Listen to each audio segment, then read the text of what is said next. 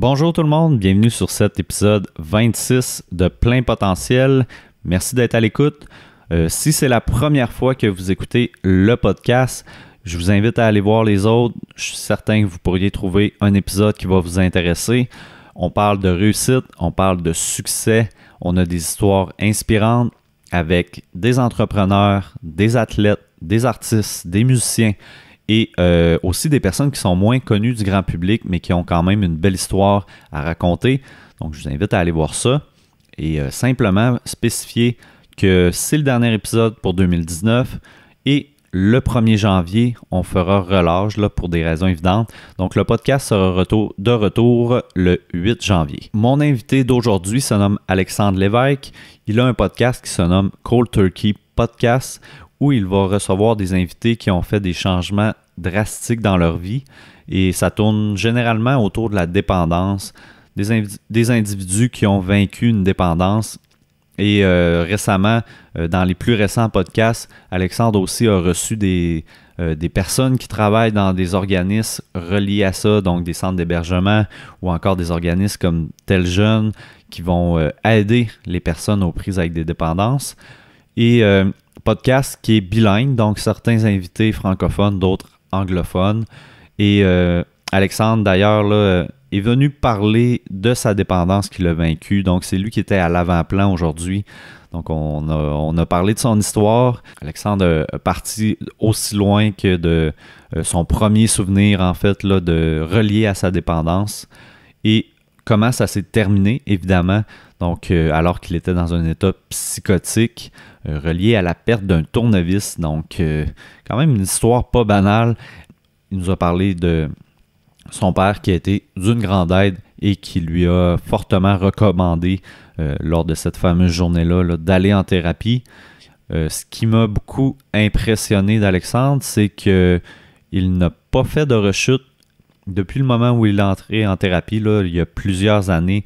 Donc, je trouvais que c'était un très bel exploit. Malgré tout, c'est important de dire que c'est un combat de tous les jours. Donc, Alexandre nous parlait de sa tendance obsessive par rapport à plusieurs facettes de sa vie. À un certain moment, c'était en entraînement. Donc, il s'est mis à faire des courses, des Spartan Race. Donc, de façon quasiment malsaine, en fait, tellement que c'était intense. Donc, c'est vraiment un combat de tous les jours, là, et cette tendance-là, il l'a vraiment relié à sa dépendance, là. On a aussi parlé de son podcast, et c'est vraiment intéressant parce que lui, il a reçu vraiment des dizaines d'invités qui ont vaincu des dépendances.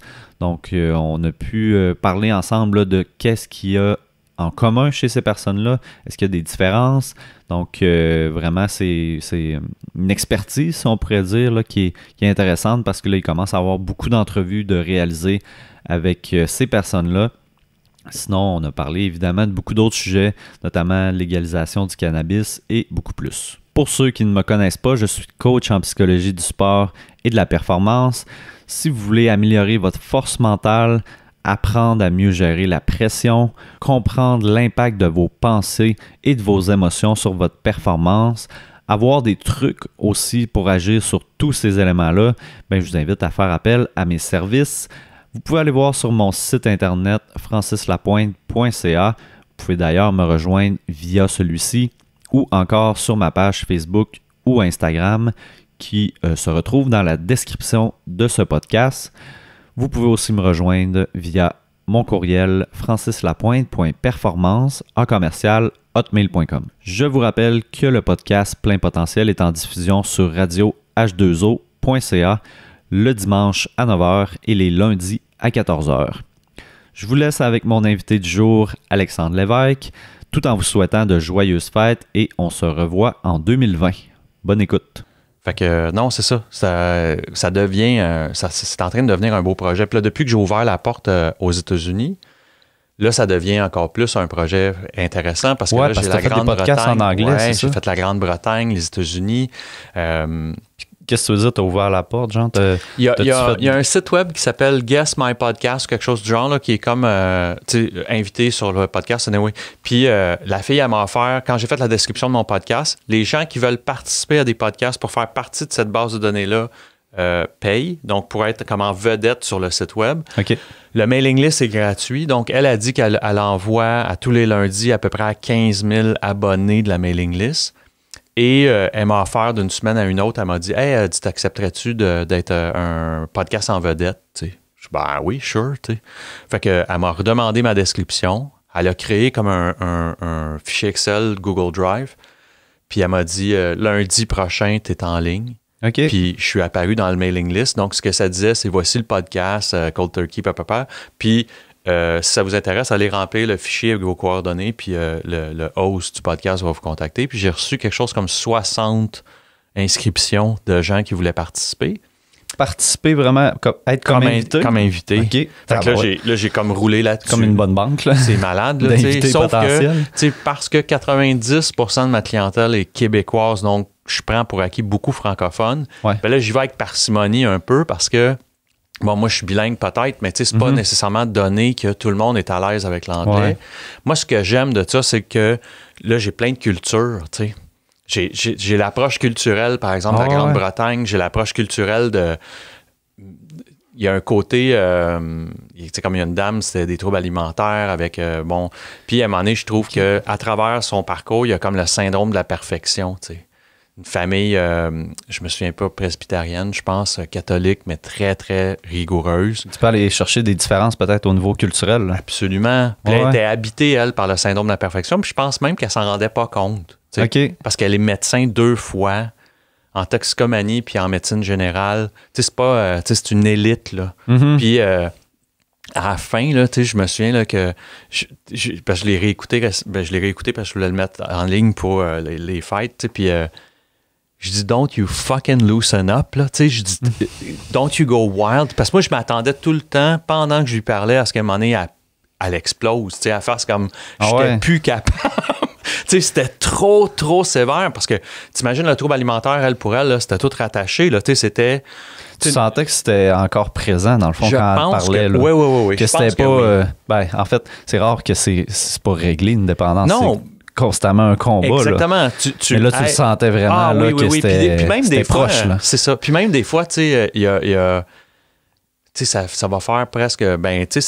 j'arrive là peut-être à une 60aine d'enregistrements. Là. Donc, c'est plus de 70 heures. OK, fait que t'en as en banque, là. Oui, j'en ai. J'en ai peut-être 8 à 10 là, qui sont prêts, tu sais. Okay. 8 prêts, 2 qu'il faut que je finisse de préparer. Mais tu vois, le fait que ça fait plus de 70 heures que je sois avec des gens qui ont vécu la situation ou avec des intervenants, des gens de prévention, des coachs en sobriété et tout. Mm-hmm. Fait que forcément, ça me fait comme des fois prendre des chemins différents comparé au premier épisode ou au deuxième, que là, j'y allais un peu... en fait, je m'étais même rédigé des questions. J'ai plus de questions. Là. OK. Moi, je pose la première question, c'est on commence le wagon en sachant où tout ça commence. Ouais, c'est ça. J'en ai écouté quelques-uns, puis ça commence de la même façon. Juste de même. C'est ça qui est intéressant, en fait, de commencer tout le temps avec les mêmes approches. Et là, tu peux comparer, tu peux voir qu'est-ce qui ressort, puis justement, là, après... à peu près 70, là, as-tu remarqué des ressemblances au niveau des parcours, au niveau peut-être des... Qu'est-ce qui a poussé la personne à développer une dépendance, au niveau peut-être des traits de personnalité? Quoi qui ressort en ce moment? Et clairement, il y a un dénominateur commun dans les traits de personnalité. Tu comprends? Okay. Je parlais tantôt là, de l'obsessif-compulsif. Là. Je pense que pour utiliser des termes peut-être moins péjoratifs, on dirait passionné. Bon, mais il y a un penchant positif, il y a un penchant négatif. Oui, mais c'est-à-dire que dans je travaille en vente, par exemple, si j'avais pas ce côté-là un peu engagé, très engagé, pas un peu, ben peut-être que ça me nuirait du côté professionnel. Fait que je pense qu'on retrouve ça vraiment chez tout le monde à qui je parle. C'est-à-dire, ce côté-là, là, que ça peut... du côté négatif, ça peut leur faire beaucoup de tort, mais du côté positif, ça peut faire des gens extrêmement fiables, compétents, intelligents, mais qui vont all-in dans les sujets qu'ils abordent ou dans les nouvelles passions qui les alimentent. T'sais. Un perfectionniste, des fois. Après ça, la leçon que je tire, c'est que tout le monde tire sa propre conclusion de l'origine de ça, même la génétique de ça. Parce que moi, j'ai mes croyances à moi, mais je parle avec d'autres gens que c'est soit mimé. Tu sais, il y en a qui vont me dire, par exemple, d'où tout ça part. Puis là, il y en a qui vont me dire, dans le ventre de ma mère. Tu comprends? Ouais. Puis là, ben, tu sais, là, ils vont t'expliquer que ben, il y avait une prédisposition parce que ses parents étaient, par exemple, tu sais, avaient déjà, eux, des ennuis. Il y avait de la violence, il y avait ci, il y avait ça. Fait que là, ben, il y a tout un enjeu de est-ce qu'il y a vraiment une origine génétique? Je pense que oui. Tu sais, moi, même si ça a sauté une génération chez nous, je pense que oui. Il y a une origine génétique à ça, mais ça, c'est ma perception. Mais j'aime ça entendre l'autre. Après ça, d'autres vont dire non, moi, je pense pas qu'il y a une origine génétique, que c'est les répercussions de l'environnement dans lesquels que j'étais qui ont fait que je suis devenu comme ça. C'est dur à différencier parce qu'en soi, le fait de croire qu'il y a des origines génétiques, ça peut te influencer sur absolument sur toi en fait là. Juste le fait d'y croire, c'est en soi, ça peut être un effet de l'environnement en fait là. Oui, puis ça peut même être dangereux. C'est ça peut être très dangereux, ben oui. Ben oui, parce que si je pense que c'est juste à cause de la génétique, il y a rien à faire. Ben oui, puis que là je suis comme pris avec ça, puis que là ça devient mon excuse, tu sais, alors que moi je pense sincèrement que c'est génétique, ouais, c'est ça. Tu sais, mais ça n'empêche pas que Chris, j'étais malheureux là. Tu comprends que j'étais pas bien, puis que j'étais pas bien là-dedans. Ça enlève un peu la notion de choix. Là. Ça peut me déculpabiliser complètement. J'avais pas le choix, c'était sûr ça allait m'arriver. Là. Ouais. Fait qu'imagine quand tu combines les deux. Tu sais, un documentaire puis un livre qui s'appelle Freakonomics qui explique que, par exemple, les conditions de le choix du prénom de tes parents peut influencer la carrière que tu vas prendre. Le choix, c'est extrêmement intéressant. C'est un documentaire qui est disponible sur Netflix, moi que j'ai bien aimé parce que l'environnement, les parents, le prénom que tu portes, puis là, eux, ils vont de statistiques pour expliquer qu'il y a une influence, il y a une incidence sur le prénom qu'on te donne et ce qui arrive dans ta vie. T'sais. Il y a aussi la place dans la famille. Là. Premier enfant, deuxième enfant, ça absolument. Aussi. Fait que, mais en même temps, ce que tu vois, clairement, ce que tu peux voir puis ce que tu peux constater, c'est que deux êtres humains nés dans les mêmes conditions de merde, un devient exceptionnel. Pas exceptionnel, mais un ne bascule pas, par exemple, dans le vice, puis l'autre devient un toxicomane, un alcoolique ou quelqu'un qui a des crises d'angoisse à répétition et tout. Mais pourquoi? C'est pour ça que des fois, je me dis... Puis tu sais, moi, je ramène souvent la même anecdote. Puis c'est drôle, ceux qui m'écoutent régulièrement sont tannés de l'entendre, mais moi, là, à 5 ans, là, mon père me confie... Dans un exercice là, vraiment là, naïf là, et innocent, là, j'ai 5-6 ans. Là, il me confie, malveillant. D'aucune façon. D'ailleurs, quand je dis que ça a sauté une génération, là, mes parents ne sont habités par aucun vice d'excès de ce genre-là. D'aucune façon. Là, ils ont leur faux plis. Il n'y a rien de parfait. Mais ce que je veux dire, c'est qu'ils n'ont pas ça, eux. Fait que t'imagines, mon père, dans un exercice de physique, je te dirais plus qu'autre chose, m'explique comment faire un siphon des skidoo au printemps, des motoneiges au printemps, pour les préparer pour, comme pas les hiverner, là, mais les préparer pour l'été. Donc, de vider l'essence, le réservoir d'essence du skidoo pour... Fait que je suis tout jeune, fait que là, il prend un bout de tuyau, il fait, tu tires, puis là, ça va couler dans le 5 gallons. En peu de temps, mon père me confie ça, puis là, lui, il va continuer à besogner sur d'autres choses. Moi, en peu de temps, là, je constate, puis comme je te dis encore là, c'est accidentel, mais je réalise que quand je manque mon coup 3-4 fois, là, les vapeurs me font décoller. 95% des jeunes de 5 ans qui auraient vécu ça là, auraient été terrifiés de ça. Auraient eu vraiment peur de ce que ça a causé. Je suis pas capable de dire aujourd'hui que ça m'a fait peur. Fait que c'est pour ça que je te dis, aucun bagage culturel d'excès, aucun bagage culturel de toxicomanie ou d'alcoolisme, c'est-à-dire, je pouvais même dire à cet âge-là que j'étais témoin d'eux. Évidemment, il y avait les classiques des fights et tout ça, mais il n'y avait pas d'alcoolique chronique à ce moment-là là, que je pouvais te dire là, à 5 ans, je me souviens de mon père ou ma mère ou mon grand-père. Bon, ben, je vis cette expérience-là, puis au lieu de papa, là, de paniquer, là, Chris, je perds le contrôle, là, le tapis littéralement me glisse en dessous des pieds. En fait, je me souviens d'avoir halluciné des bonhommes de passe-partout. J'étais si jeune, pour avoir entendu des voix, entendre les voix en écho, tout ça. Puis tu t'en souviennes autant clairement aussi, c'est quand même impressionnant. Je suis couché sur le banc de skidoo, là, puis c'est comme « holy shit », tu sais. Puis pas une affaire de... Comme je te dis, c'est que je suis capable de dire aujourd'hui que probablement que la grande majorité des enfants qui auraient vécu ça à l'époque, là, qui auraient vécu ça ou qui vivraient ça, seraient terrorisés de ce qui vient de leur arriver. Moi, c'est l'effet pas inverse, là, tu sais, je suis pas « oh my God », mais j'ai pas eu peur, en tout cas. Ça, c'est clair que j'ai pas eu peur. Puis que j'ai voulu... inconnu-là, parce que c'est comme un effet inconnu, dans le fond. Là. Pour toi, ça n'a pas eu l'effet... Puis moi, là, je suis obligé de te dire qu'il y a de quoi qui m'habite. Moi, là, c'est... des fois, j'explique ça là, comme... Ça, là, c'en est une drogue, là.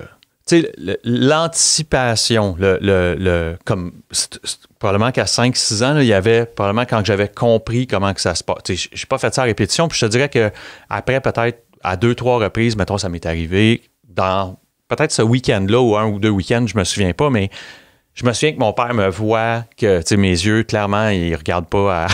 Je suis pas straight, là. Puis, tu sais, je suis... Sans être puni, là, il me confie d'autres tâches, disons. Là, okay. Fait que lui, il se rend pas vraiment compte de ce qui est vraiment arrivé. Toi, tu as quand même recherché à répéter le buzz durant les jours qui ont suivi. Absolument. Ah ouais. Puis là, oui, absolument. Ah ouais. Fait que, tu sais, l'anticipation, mettons, quand tes parents te disaient qu'on s'en allait à la ronde ou quand tes parents te disaient là, que tu t'en allais faire de quoi qui t'excitait, là, ça, c'est une drogue. T'sais. Puis encore aujourd'hui, il faut que je fasse attention à ça. De quelle façon, par exemple, qu'il faut que tu fasses attention? C'est-à-dire que faut que je sache poser ma réflexion sur pourquoi ça crée ça. Parce que, tu sais, même quand je me suis lancé, mettons, dans mon podcast, tu sais, si je m'étais écouté, là, en fait, si je m'étais pas écouté, je ne ferais que ça. Tu sais, là, je me serais mis à... Puis souvent, c'est ma femme qui va me dire... Est-ce que tu réalises, Alex, que là, tu es en train de... Tu manges, par exemple, des heures de boulot ou des heures de sommeil, puis que tu es en train de...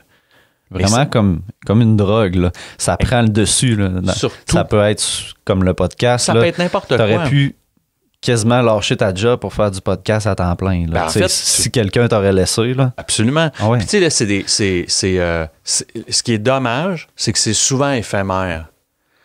Puis là, faut que moi aussi, il faut que je me parle, puis il faut que je fasse attention, parce que si je pousse trop, ben là, je pourrais me donner mal au cœur, là, tu sais, plus vouloir en faire du tout. Fait qu'il faut vraiment que je fasse attention, comme la consommation de drogue ou d'alcool, comme parce que, tu sais, finalement, la finalité de la drogue ou de l'alcool, ben, tu sais, c'est...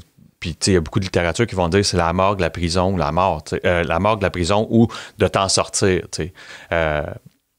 Ou l'hôpital, mais tu sais, ce que je veux dire, c'est qu'il n'y a pas une fin, il n'y a personne qui arrive à la ligne d'arrivée d'avoir trop bu en disant, tu sais, je suis un winner dans la vie ou tu sais, tu réussis pas ta vie là, à exagérer, tu sais.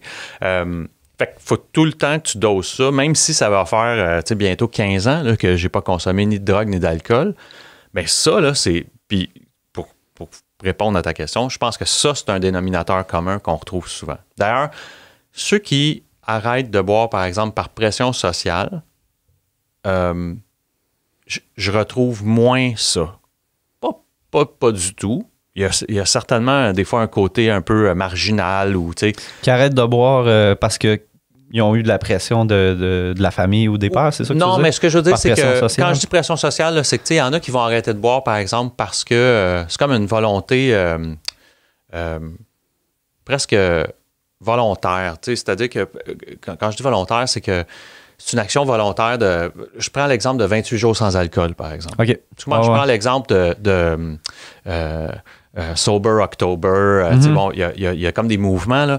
Ben, ceux qui participent à la vague, puis que le 1er mars, ils recommencent à boire, moi, pour moi, là, je retrouve pas ça, ce côté-là que je t'ai décrit. Ben, ça peut être les personnes qui font ça des petites périodes d'abstinence comme ça, ils n'ont pas nécessairement un problème non plus. Absolument. Je suis d'accord avec toi. Mais souvent, ceux à qui je parle qui ont arrêté, ils arrêtent par dépit ou parce que la prochaine solution ou le prochain scénario, c'est d'en mourir. Tu sais, c'est pas y a pas de ton de gris vraiment. C'est ta prochaine consommation va t'amener dans le gouffre ou t'arrêtes. Puis même arrêter, ça devient pour plusieurs, c'est même pas envisageable. Même en fait, pour moi, c'était ça. Je pouvais pas vous comprendre, puis je pouvais pas voir qu'est-ce que ça aurait l'air. Jusqu'à un certain point. Je sais pas si tu vas aller là, mais moi, là, il y en a pour qui c'est des histoires sensationnelles, là, puis c'est presque une histoire de cinéma. Là. Moi, j'ai perdu un tournevis dans un Dodge Caravan. Ouais, c'est ça. Je t'écoutais tantôt en parler justement en me rendant ici. Là. C'est l'événement déclencheur. C'est rien de glorieux. Là. Ouais. Tu comprends? Ça va déjà pas bien quand j'arrive à ce moment-là. J'ai déjà des pensées noires, j'ai déjà... Est-ce qu'il y a des parcelles de faudrait que j'arrête avant ce moment-là, de temps en temps qui viennent? Ouais, mais c'est ça qui est ironique, c'est que c'est bizarre, hein? La volonté de disparaître prend le dessus sur l'idée d'arrêter. OK. C'est particulier comme ça. En tout cas, arrêter pour moi, la souffrance, pour toi, potentiellement, là, c'était peut-être un suicide. Oui. C'est non l'arrêt de la consommation. Ah ouais. Tu sais, même, je te dirais... C'est dur à ce point-là, dans le fond, là, d'arrêter. Là. Oui. Tu sais, il y a comme un scénario, puis j'étais pas un grand utilisateur de drogue dure, moi, j'étais un poteux qui aimait ça prendre un verre solide, tu sais. Fait que, tu sais, j'ai énormément d'empathie pour ceux qui sont pris aussi avec des substances qui leur causent des dépendances physiques. T'sais, moi, j'ai pas eu ça nécessairement. J'étais pas assez un alcoolique, mettons, là, pour avoir du delirium tremens, puis de me rendre là. Mais déjà là, j'étais déjà dans les options ou dans les scénarios, celui de disparaître avant de penser à m'abstenir, c'était déjà omniprésent. Fait que quand je perds ce fameux tournevis-là, ouais. Ouais. Allons-y. On peut la compter, l'histoire. Ouais, allons-y. Okay. En fait, comme je disais, parce que j'avais commencé à m'isoler, parce que j'avais déjà 2 enfants, j'habitais un duplex, puis moi, je m'isolais beaucoup dans le sous-sol, puis j'étais entrepreneur, je faisais de la réparation d'ordinateurs, un peu comme les Future Shop de ce monde ou les Best Buy de ce monde faisaient. Là. Tu faisais ça sur la route. Là. Tu te déplaçais chez les gens. Exactement. Fait que t'imagines, là, j'avais ma trousse dans mon véhicule là, surtout du cannabis, un petit parfum de grande qualité Axe, pour m'assurer que je sente pas. Ça devait être épouvantable quand je sonnais à la porte de mes clients, mais moi, je pensais là, que j'étais au-dessus de tout soupçon. Et les gouttes pour les yeux pour m'assurer là, que je faisais patte blanche. Là. Ouais. Déjà, tu sais, quand des fois, je dis que j'avais pas de scénario, mais clairement, j'avais un scénario qui était celui de prendre, par exemple, un accident de voiture qui serait suffisamment grave pour que je puisse justifier pourquoi, par douleur chronique, je puisse continuer de consommer. Ça donne une idée là, comment c'est tordu. Là, je veux pas disparaître parce que j'ai des enfants. Je suis très préoccupé par l'impact que je pourrais avoir ou le mal que je pourrais faire à mes enfants si je disparaissais. Mais j'ai déjà ce genre d'idée-là un peu tordue dans ma tête. Je cherche des solutions, mais tes solutions, c'est comme tu penses plus comme le commun des mortels. Non. C'est ça. C'est comme la pensée est tordue un peu. Là. Absolument. Ouais. Puis à travers ça, tu sous-estimes les dommages collatéraux que tu causes. Fait que dans ce cas-ci, je suis pas au courant, moi, déjà que depuis plusieurs mois, ma conjointe à l'époque, la mère de mes enfants, elle parle à mes parents en leur disant « Je vais m'en aller, je vais quitter, c'est invivable. » Donc, je suis pas au courant, ou en tout cas, je sous-estime ça complètement. J'ai aucune idée à quel point c'est rendu grave. Et parallèlement à ça, mon scénario à moi, c'est que je peux pas vivre sans, t'es tout semain de partir. Et ce matin-là, je suis en direction de Laval pour rencontrer un client. Un tournevis bien bête, là, un tournevis comme multifonction. Vraiment là, rien de glorieux. Là. Et je perds le tournevis. En fait, je le retrouverai jamais, ce tournevis-là, by the way. Là, 15 ans plus tard, je sais pas ce qu'il est. Mais on le sait toujours pas. On le sait toujours pas, c'est un mystère. Mais je ne trouve pas le tournevis. Mais on le remercie, par exemple, ce tournevis-là, d'avoir disparu. Je l'avais jamais vu comme ça, mais tu as raison.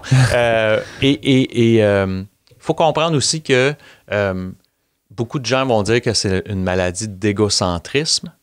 Donc, tu es déjà habité par qu'est-ce que j'ai fait au bon Dieu pour qu'il ait le focus sur moi comme ça. Qu'est-ce que j'ai fait à la vie pour qu'elle s'acharne sur moi. Tu sais, c'est très, très centré sur toi, tu sais. Fait que t'imagines que quand je perds le tournevis, je suis déjà dans cet esprit-là. Puis il faut comprendre que la veille ou l'avant-veille, je pense que j'avais perdu un iPod là, ou dans les modèles. Tu sais, là, c'est comme si la vie, tu sais, dans mon esprit d'égocentrique, la vie se concentrait à me rendre la vie misérable. T'es une victime de plein de circonstances. De la vie. Ouais.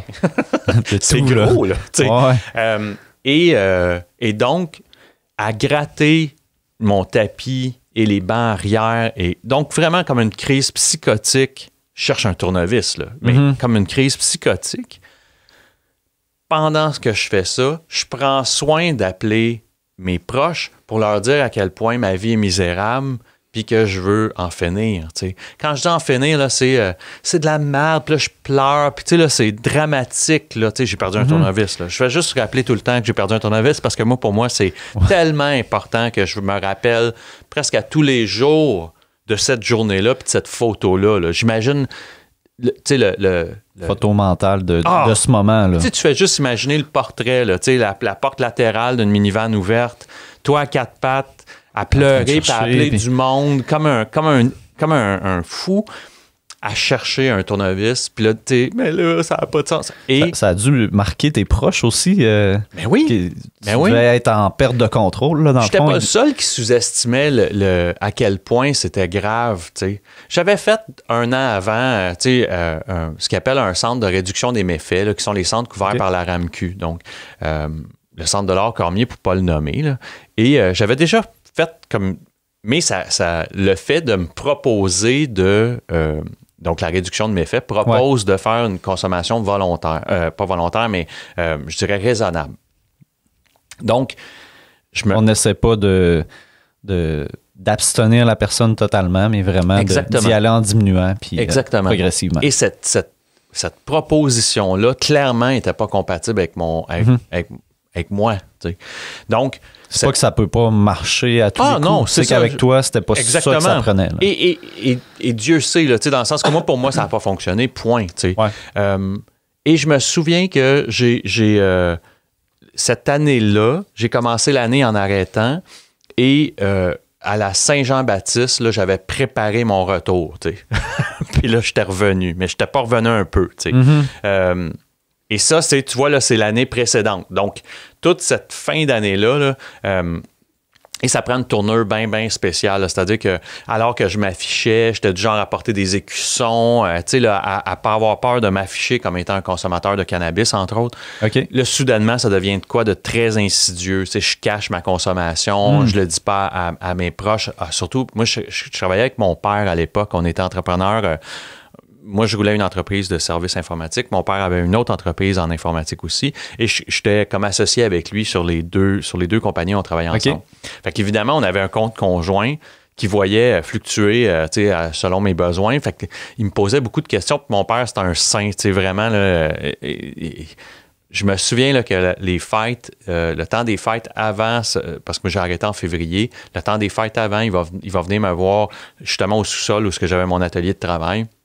Puis il va me poser la question, mais de façon bien anodine. Tu es rendu à combien de consommation? Puis ça te coûte combien? Puis il me pose comme 3-4 questions. Puis il me dit, là, les fêtes vont passer, mais il va falloir se parler. Là, mais moi, je sais pas que ce qu'il me dit pas, c'est que c'est la mère de mes enfants qui met de la pression sur le fait qu'il faut il entend des choses. Là. Exactement, il entend des choses. Mais il me dit pas ça, puis moi, je fais pas le lien. Puis il y avait pas de lien à faire. Je savais pas que ça se passait. Que c'était à ce point-là. Que c'était à ce point-là. Et donc, fast forward à ce moment-là, un de ceux que j'appelle, c'est justement mon père qui va me dire hyper calmement, viens à la maison tranquillement, on va se parler. Puis il me laissera même pas débarquer de la voiture quand je vais me stationner devant chez lui. Il va embarquer avec moi, tu sais. Puis il va me dire, pour moi, c'est des mots marquants, là, mais il va me dire, ça te tente-tu de t'aider? T'sais? Puis là, les genoux me plient, tu sais. Là, vraiment, oui, mais quoi? Mais eux autres, ils étaient déjà prêts. Les recherches Google avaient déjà été faites. Il y avait une couple d'adresses. Il y avait un dépliant. Il y avait effectivement une couple d'adresses et une couple de numéros de téléphone à me proposer. Puis, mon choix s'est arrêté à la maison Jean Lapointe. Puis je suis rentré là, c'est très drôle parce que les autres, en tout cas, à ce moment-là, je les appelle, puis ils me disent, ouais, on vous attend, tu sais. Attends un peu, là, tu sais. Je suis prête, mais pas si prête. C'est là. ça. Fait que, et je pense le jeudi suivant. T'as appelé la journée même? Oui. Quand Okay. je suis débarqué de la voiture, mon père, je pense que mon père, on était faire un tour d'auto. Dans le sens qu'il m'a dit, tu sais, comme je dis, mon père, c'est un saint, là, fait qu'il dit, je vais te racheter un iPod. Tu vois le genre, hey, j'ai 30 ans, tu sais, je fais juste le dire, je suis mal à l'aise, tu sais. Mais il y a vraiment une immaturité qui habite tout ça aussi, là, tu sais, avec l'égocentrisme, avec mon père me propose de, tu sais, je vais te le racheter, ton iPod t'as perdu, là, tu sais, pas le tournevis, mais... mais c'est ça. Et là, je me souviens je pense qu'on se promène en voiture, puis quand je reviens, il me propose un paquet, 3-4 endroits, et c'est ça, j'appelle à la Maison Jean-Lapointe qui me dit « Oui, viens-t'en, on te prend. » Puis je pense que j'ai attendu, mettons, quelques jours plus tard, là, parce que, tu sais, j'étais comme... un peu désemparé. Là, je trouvais que c'était très rapide. Quand même, juste le fait que tu appelles la journée même puis que tu sois quand même ouvert à l'idée, là, parce que c'est la première fois quand même qu'on t'en parle à ce moment-là, absolument. D'aller en thérapie. Moi, je trouve ça quand même impressionnant là, que tu as fait un switch quand même rapidement. Là, mais ça revient un peu à ce que je disais, c'est-à-dire que c'était ça ou crever. Mm-hmm. C'est pas comme si... c'est comme si je t'offrais n'importe quoi d'autre. Dans le sens que, pour moi, il y avait comme un espèce de... Est-ce que tu voyais de l'espoir ou tu n'étais pas encore là, mettons? C'est drôle, hein, parce que quand je suis rentré en thérapie, là, je m'étais procuré là, plein de livres de belles pensées positives, là, de bouddhisme, puis de zen, puis tout ça. Fait que probablement que j'étais habité par une certaine forme d'espoir. T'sais. Évidemment, quand tu arrives là-bas, là, il te le vide assez vite, ton sac à dos, là, en disant « Viens, on va te réapprendre à vivre », ce qui est extraordinaire, parce que j'avais besoin de leçons, j'avais besoin d'apprendre à vivre. T'sais. J'avais besoin de comprendre qu'il fallait que je sorte de mon nombril, j'avais besoin de comprendre. Puis tu sais... ça, c'est mon expérience à moi, mais tu sais, puis avec le recul, tu sais, évidemment, en sortant de là, t'es comme un peu... on a pesé le bouton reset, mais on recommence, là, tu sais, vraiment, là, mais tu vois, ça dure moi, dans mon cas, ça a duré 21 jours. Mon entreprise et l'entreprise avec laquelle j'étais associé, que mon père avait accumulé du revenu, puis bon, c'était dans mon compte en banque. Puis je me souviens qu'à la sortie, je pouvais pas aller... il n'y a personne qui est arrivé pour venir me chercher, parce que tout le monde travaillait puis ils étaient occupés. Puis fait qu'il avait laissé mon truck dans un stationnement avec les clés cachées. Puis bon, je suis reparti, moi, de là. La première chose que j'ai fait, c'est aller à 2 endroits. Un, ça faisait 21 jours que j'étais un fou de musique. Donc, ça faisait 21 jours que je n'avais pas acheté de musique. J'étais allé acheter de la musique. Donc, le premier constat, là, c'est d'ouvrir les portes du centre d'achat là, qui était à la place Versailles. Et parce que ça faisait 21 jours que la vie était comme arrêtée, de prendre un vertige à la vitesse. Dans ma tête, là, c'est comme si les gens couraient dans les corridors du centre d'achat. Donc, de vraiment là, pogner un 2 minutes et de pogner aussi une personne, un caissier du service de la boutique de musique à l'époque à qui j'ai fait « Bonjour », puis qui a fait « Qu'est-ce que tu veux? » Puis qui m'a comme ramené sur terre en disant « Welcome back », c'est pas de même pantoute. C'était trop joyeux, là, comme. Ouais, puis tu sais, c'est ça, il y avait comme trop de vie. Ça, c'est la première affaire. Si tu sortais de prison un peu, là. Oui. Tu sais, premier stop, je fais ça, puis là, je suis comme « Oh, shit, OK, c'est vrai, tu sais, la vie... ça n'a pas ralenti parce que moi, j'étais arrêté. Mm-hmm. Puis le deuxième stop, je suis allé acheter des jouets pour mes enfants, qui étaient jeunes à ce moment-là. Puis j'ai fait des bonnes dépenses, parce que là, je voulais gâter mes proches parce qu'ils s'étaient ennuyés. Puis je me souviens que dans cette heure-là où je suis allé chercher les choses que j'allais acheter, j'ai vécu en 1 heure là, un moment d'obsession de compulsion instantané, c'est-à-dire que... Un high, là. Un high. Je magasinais ce que j'étais pour acheter pour mes enfants, là, j'étais vraiment dans la montée, puis quand j'ai littéralement sorti la carte de guichet pour payer, j'ai pogné le mal de cœur, exactement comme quand je consommais, fait que, tu vois, là, ça faisait quelques heures là, que j'étais sorti de thérapie, puis je vivais déjà ces premiers moments-là. Où j'étais déjà confronté, là. Oui, j'étais comme, oh shit, OK, c'est ça que ça a l'air, tu sais. Ouais. Fait que moi, j'ai encore à ce jour peur d'une rechute. J'ai encore à ce jour peur de consommer parce que j'ai vite compris qu'il y avait quelque chose là-dedans de hyper dangereux. T'sais. Puis j'ai encore une fois beaucoup d'empathie pour les gens qui rechutent à répétition parce que pour certains, là, ça les rend presque invincibles. Puis je trouve ça mortellement dangereux. T'sais, je trouve ça épeurant parce que moi, De rechuter, ça? Ouais. Ils ont vraiment l'impression qu'ils peuvent... Est-ce qu'ils ont l'impression qu'ils peuvent rechuter n'importe quand, justement, puis revenir? Il y en a que oui. Tu sais, que ça devient comme une espèce... pas routinier, là, j'exagérerais, mais il y en a pour qui... ils vont banaliser... pas ce que ça soit complètement banal, mais ils vont presque banaliser le fait de rejeter. Pour moi, c'est extrêmement dangereux. Mm-hmm. Extrêmement dangereux parce que à froid, je vis déjà des moments où est-ce que j'ai pas joué avec le feu, mais où est-ce que j'ai vécu ces émotions-là, où est-ce que je me sens pas bien et tout. Et c'est une affaire d'émotion. C'est pas une affaire de tu sais, j'ai pas des traumatismes infantiles. Ouais. Tu comprends? Je trouve ça intéressant que tu amènes ça. C'est pas juste le danger, c'est pas juste d'aller dans un bar. Là. C'est dans plein de petites actions. Là. C'est dans l'intensité, en fait, le danger. Là. Gestion financière, par exemple, où il faut que tu fasses extrêmement attention, parce que tu peux t'emporter, comme je disais tantôt, l'aventure du podcast, mais l'aventure de tout. Il y a comme dans tes relations, relations amoureuses, peut-être. Là. Il y en a c'est de la dépendance affective. Oui. Tous les types de dépendance, en fait, peuvent... Il faut que tu sois prudent. Faut que tu fasses attention. Puis même, il faut que les gens proches de toi sachent ça et soient conscients de ça. Il faut qu'ils connaissent assez, puis il faut qu'ils connaissent ce que c'est. Pour moi, c'est une maladie, la dépendance. Donc, il faut que les gens sachent, proches de toi, il faut que les gens sachent. Puis c'est pour ça qu'on encourage beaucoup les gens qui ont des dépendances, entre autres à la drogue, à l'alcool et tout, de s'entourer de gens qui comprennent cette maladie-là. Parce que c'est la meilleure façon de comprendre un autre, c'est d'en être un toi-même, tu sais. Mm-hmm. Fait que il y a des comportements que tu peux plus facilement, plus aisément identifier. Mais comme je te dis, c'est comme une espèce de vie un peu all-in.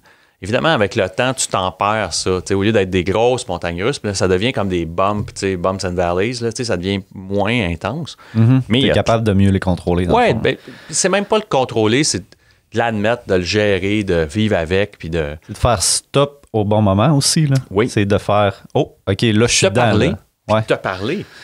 Tu te parles. Tu sais, à un moment donné, tu fais comme là, je suis en train de l'échapper. Mm-hmm. Ça fait tant d'heures que je mets là-dessus, ça fait tant de temps que je mets là-dessus. Je suis comme obsédé, finalement. Puis là, tu te rends compte vite que tu es comme pris dans... Mais quand tu l'exploites à bon escient, c'est écœurant. Quand j'ai décidé de me remettre en forme, là, ça, c'est parce que là, j'ai 2 plus vieux enfants, puis j'ai un jeune enfant. Fait qu'avant d'avoir mon petit garçon, moi, je vois la conjointe de mon beau-père qui, à quelques mois, peut-être, ou à quelques mois de sa retraite, qui a donné sa carrière à des rôles administratifs quelconques. C'est pas quelqu'un à qui je suis proche nécessairement, là, mais je suis témoin de l'avoir recevoir un diagnostic de cancer du poumon extrêmement agressif, un cancer de fumeur. Je suis moi-même fumeur. Je suis à jeun, là. Mais je suis fumeur, puis je suis un bon fumeur. Fumeur cigarette aussi? De cigarette. Okay.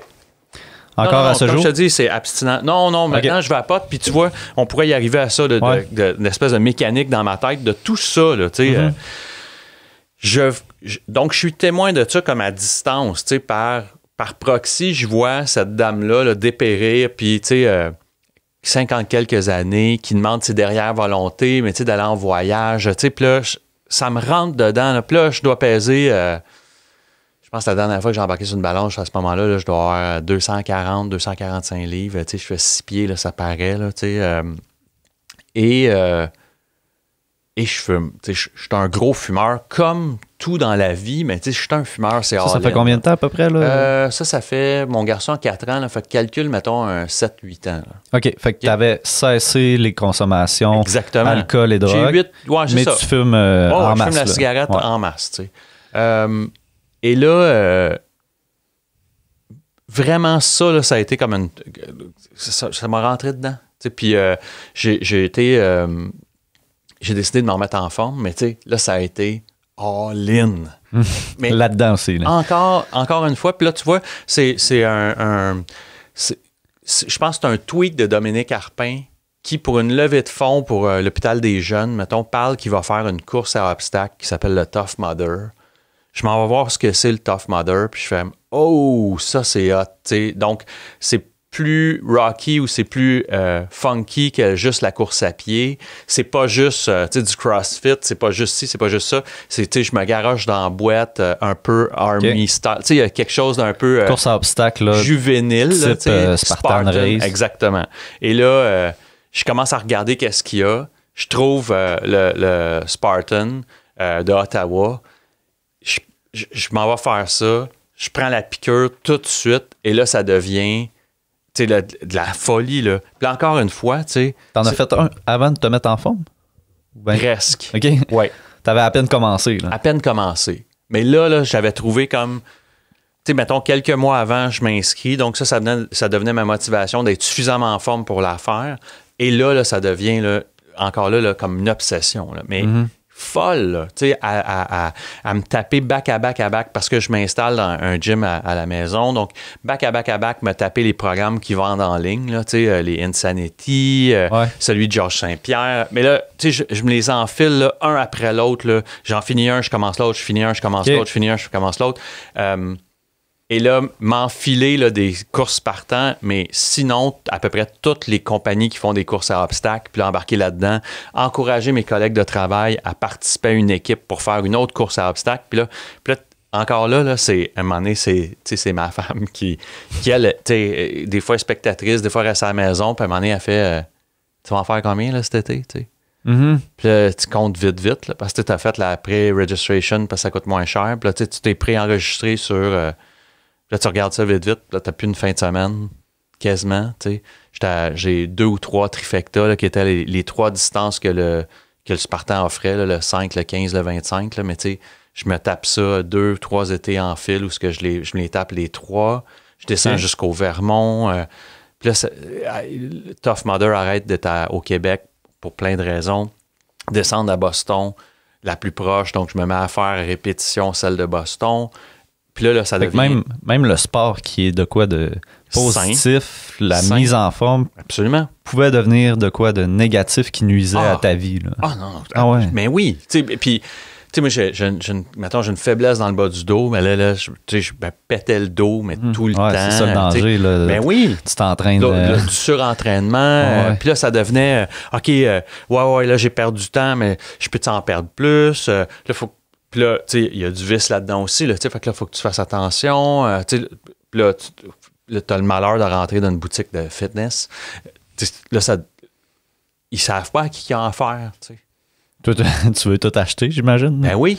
Les suppléments. Non seulement ça, là je t'ai rendu un spécialiste. Là. J'étais capable de te parler de protéines, de créatine, j'étais capable de te parler de prendre tel produit le soir parce que ça t'aide à dormir puis la reconstruction musculaire. Là, j'étais rendu là, comme ça, là, comme les types de créatine, pourquoi une mieux que l'autre. Puis là, j'étais fou. Puis là, ben, tu sais, à un moment donné, il faut que tu te parles. Il arrive mon garçon. Encore là, c'est une grâce. Il arrive mon garçon. T'es forcé de ralentir. Qu'est-ce que tu dors plus? Les gens vont dire, il fait ses nuits, mais tu sais, oui, donc ça rock un peu plus. Oh ouais. Et tu vois, c'est récemment là, que j'ai recommencé à m'entraîner, mais avec un peu plus de recul. Mais toi, tu n'as jamais fait de rechute jusqu'à maintenant? Non. Tes rechutes, tu les as faites via des abus comme ça, on dirait? Oui, mais... Comme le sport ou... sans que ce soit vraiment une rechute. Là. C'est ça. Non, obligé d'appeler ça de même. Là, mais... Puis je te dirais que... t'as quand même été dans l'abus. Là. C'est un dénominateur commun, je pense, d'un trait de personnalité des gens qui... je pense, tu sais. C'est ça. C'est juste de réaliser que... Fait que, tu sais, c'est pas... proprement dit, c'est pas nécessairement une rechute, mais tu sais, il faut que tu fasses vite des observations sur comment comment tu copes avec la vie, comment tu gères ça, tu sais. Parce que sinon, effectivement, ça devient comme un... Il y a un bon danger. Puis ce qui est encore plus dangereux de ça, c'est que je pense que si tu amènes cette swing-là où est-ce que tu fais de l'obsession sur quelque chose et que là, ça se met à te nuire.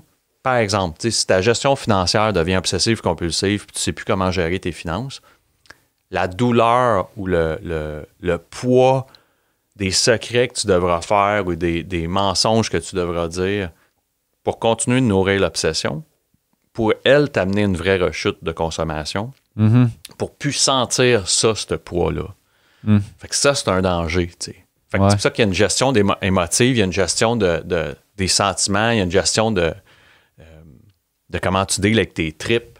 Parce que je pense que dans bien des cas aussi, tu sais, j'ai consommé pour oublier que j'étais pas bien ou j'étais malheureux ou j'avais pas de fun. Là. Fait que quand tu parles beaucoup de gestion d'émotions, justement, qu'est-ce que tu retrouves au niveau émotionnel dans ces abus-là, dans la course, dans le sport, dans le podcast? C'est quoi le trip là, qui vient te chercher? Je pense que c'est tu sais, il y a un phénomène de faire le vide. Tu sais, fait que ce soit d'exagérer sur la boisson, d'exagérer sur d'exagérer sur la dope ou d'exagérer dans les sports.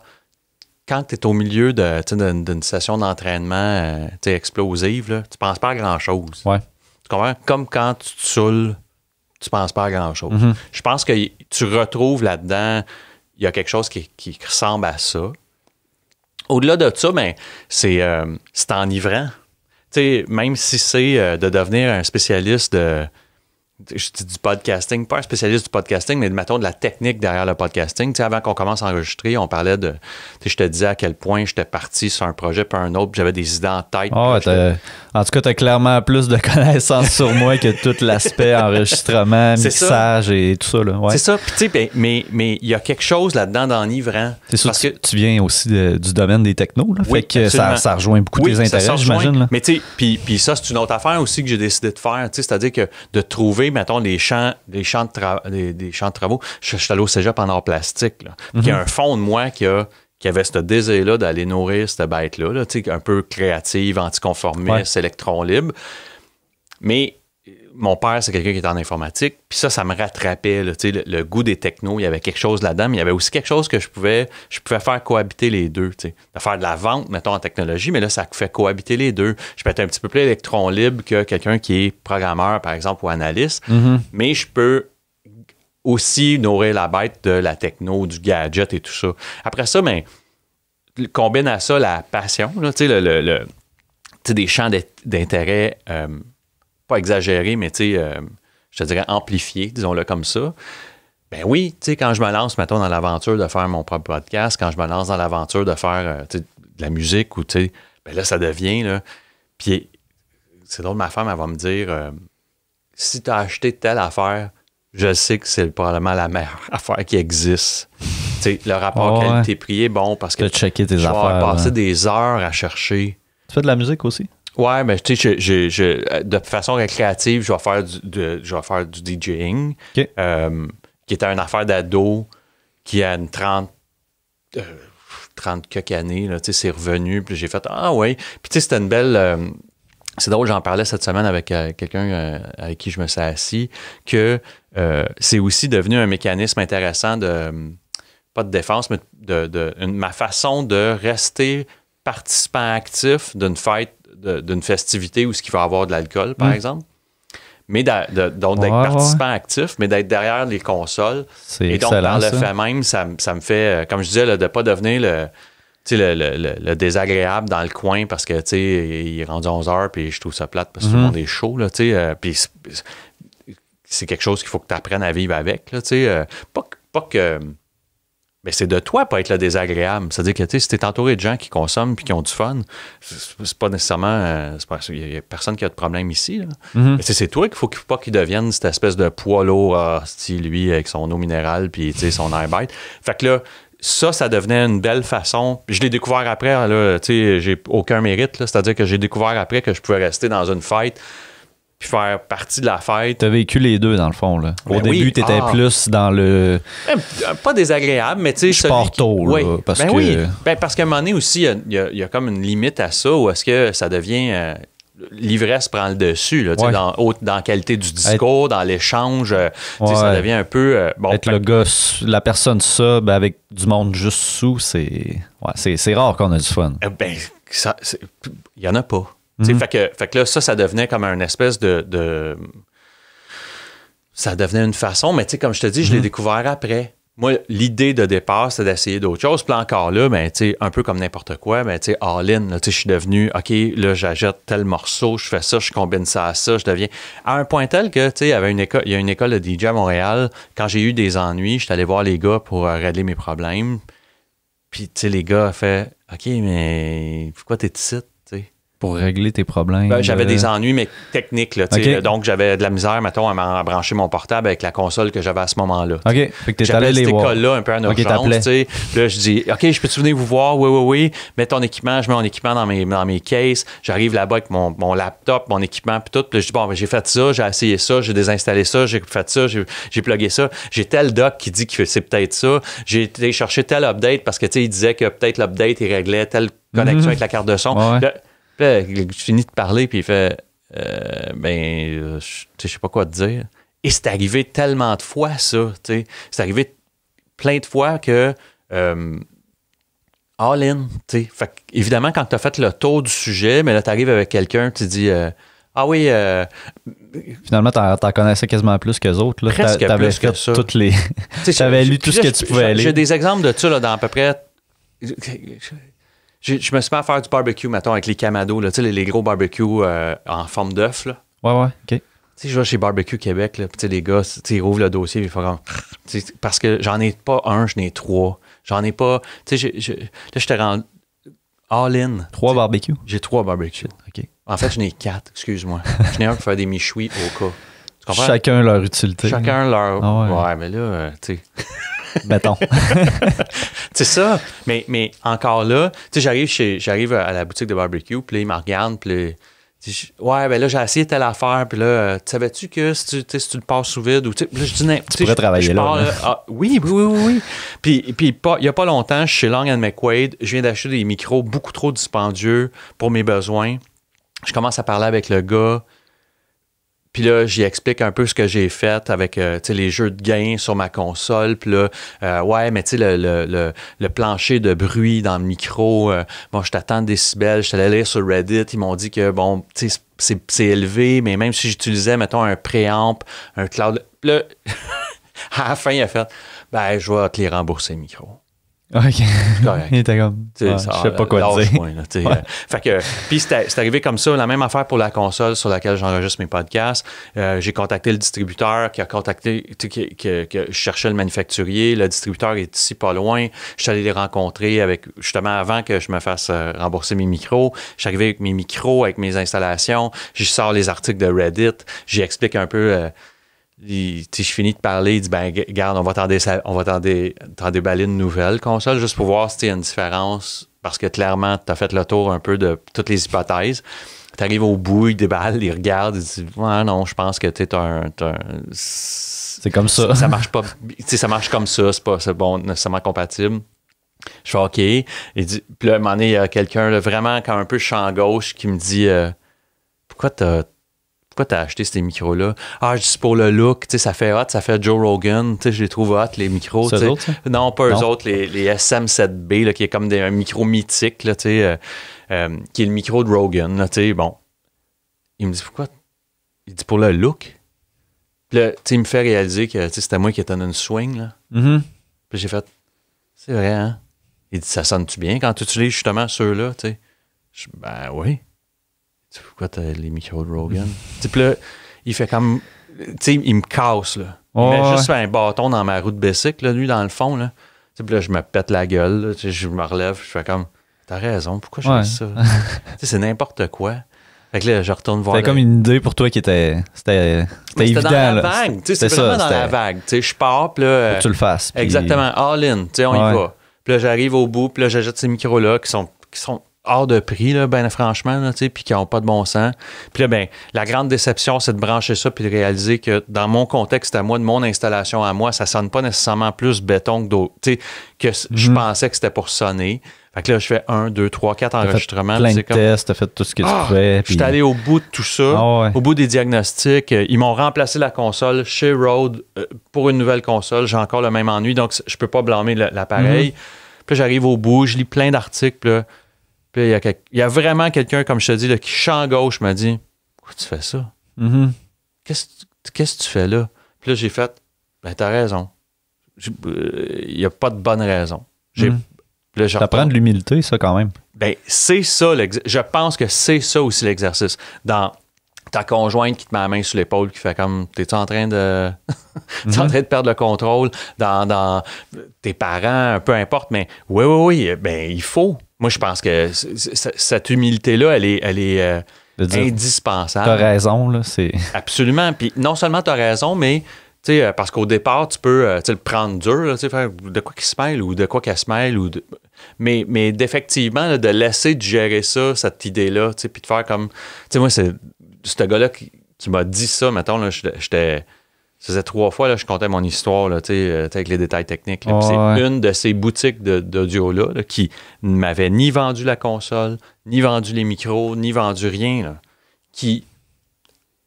de nulle part me garoche ça à la gueule. Donc, il n'y a pas d'intérêt du temps, eux autres, pour régler ton problème que tu n'as même pas acheté là. C'est ça, mais tu sais, lui, il n'a pas d'intérêt de me vendre de quoi de plus. En fait, c'est le contraire qu'il me conseille. Là. C'est comme, ben arrête, pourquoi tu te casses le cul avec ça? Tu as déjà tout ce qu'il faut. Tu as déjà tout. Puis, fait que tu sais, ta première réaction, c'est, voyons, là, tu sais, je peux pas croire qu'on n'arrivera pas à quelque chose. Puis, tu sais, dans la voiture, là, au retour, tu es comme, mais non, tu sais, j'ai pas d'affaire à... Fait que, tu sais, l'humilité, je pense que c'est un exercice indispensable. Indispensable. Tu as parlé beaucoup de comment tu apprends les choses, en fait. Tu apprends beaucoup de façon autodidacte. C'est ce que tu m'avais dit aussi avant qu'on se rencontre. Oui. Donc, c'est ça, ta job en informatique, si on peut généraliser ça. Là, je ne sais pas exactement dans quel domaine. Donc, tu sais, au départ, moi, j'ai pris un cours de programmeur-analyste. J'étais dans une école privée, là, les cours couverts par les prêts et bourses et tout. Une école qui était, je te dirais, qui n'existe plus aujourd'hui, qui a fermé depuis, qui était plutôt ordinaire, je te dirais. Ça m'a permis d'aller chercher certaines équivalences de cours de mathématiques fortes. Là, c'est ce que je peux remercier cette école-là d'avoir fait pour moi.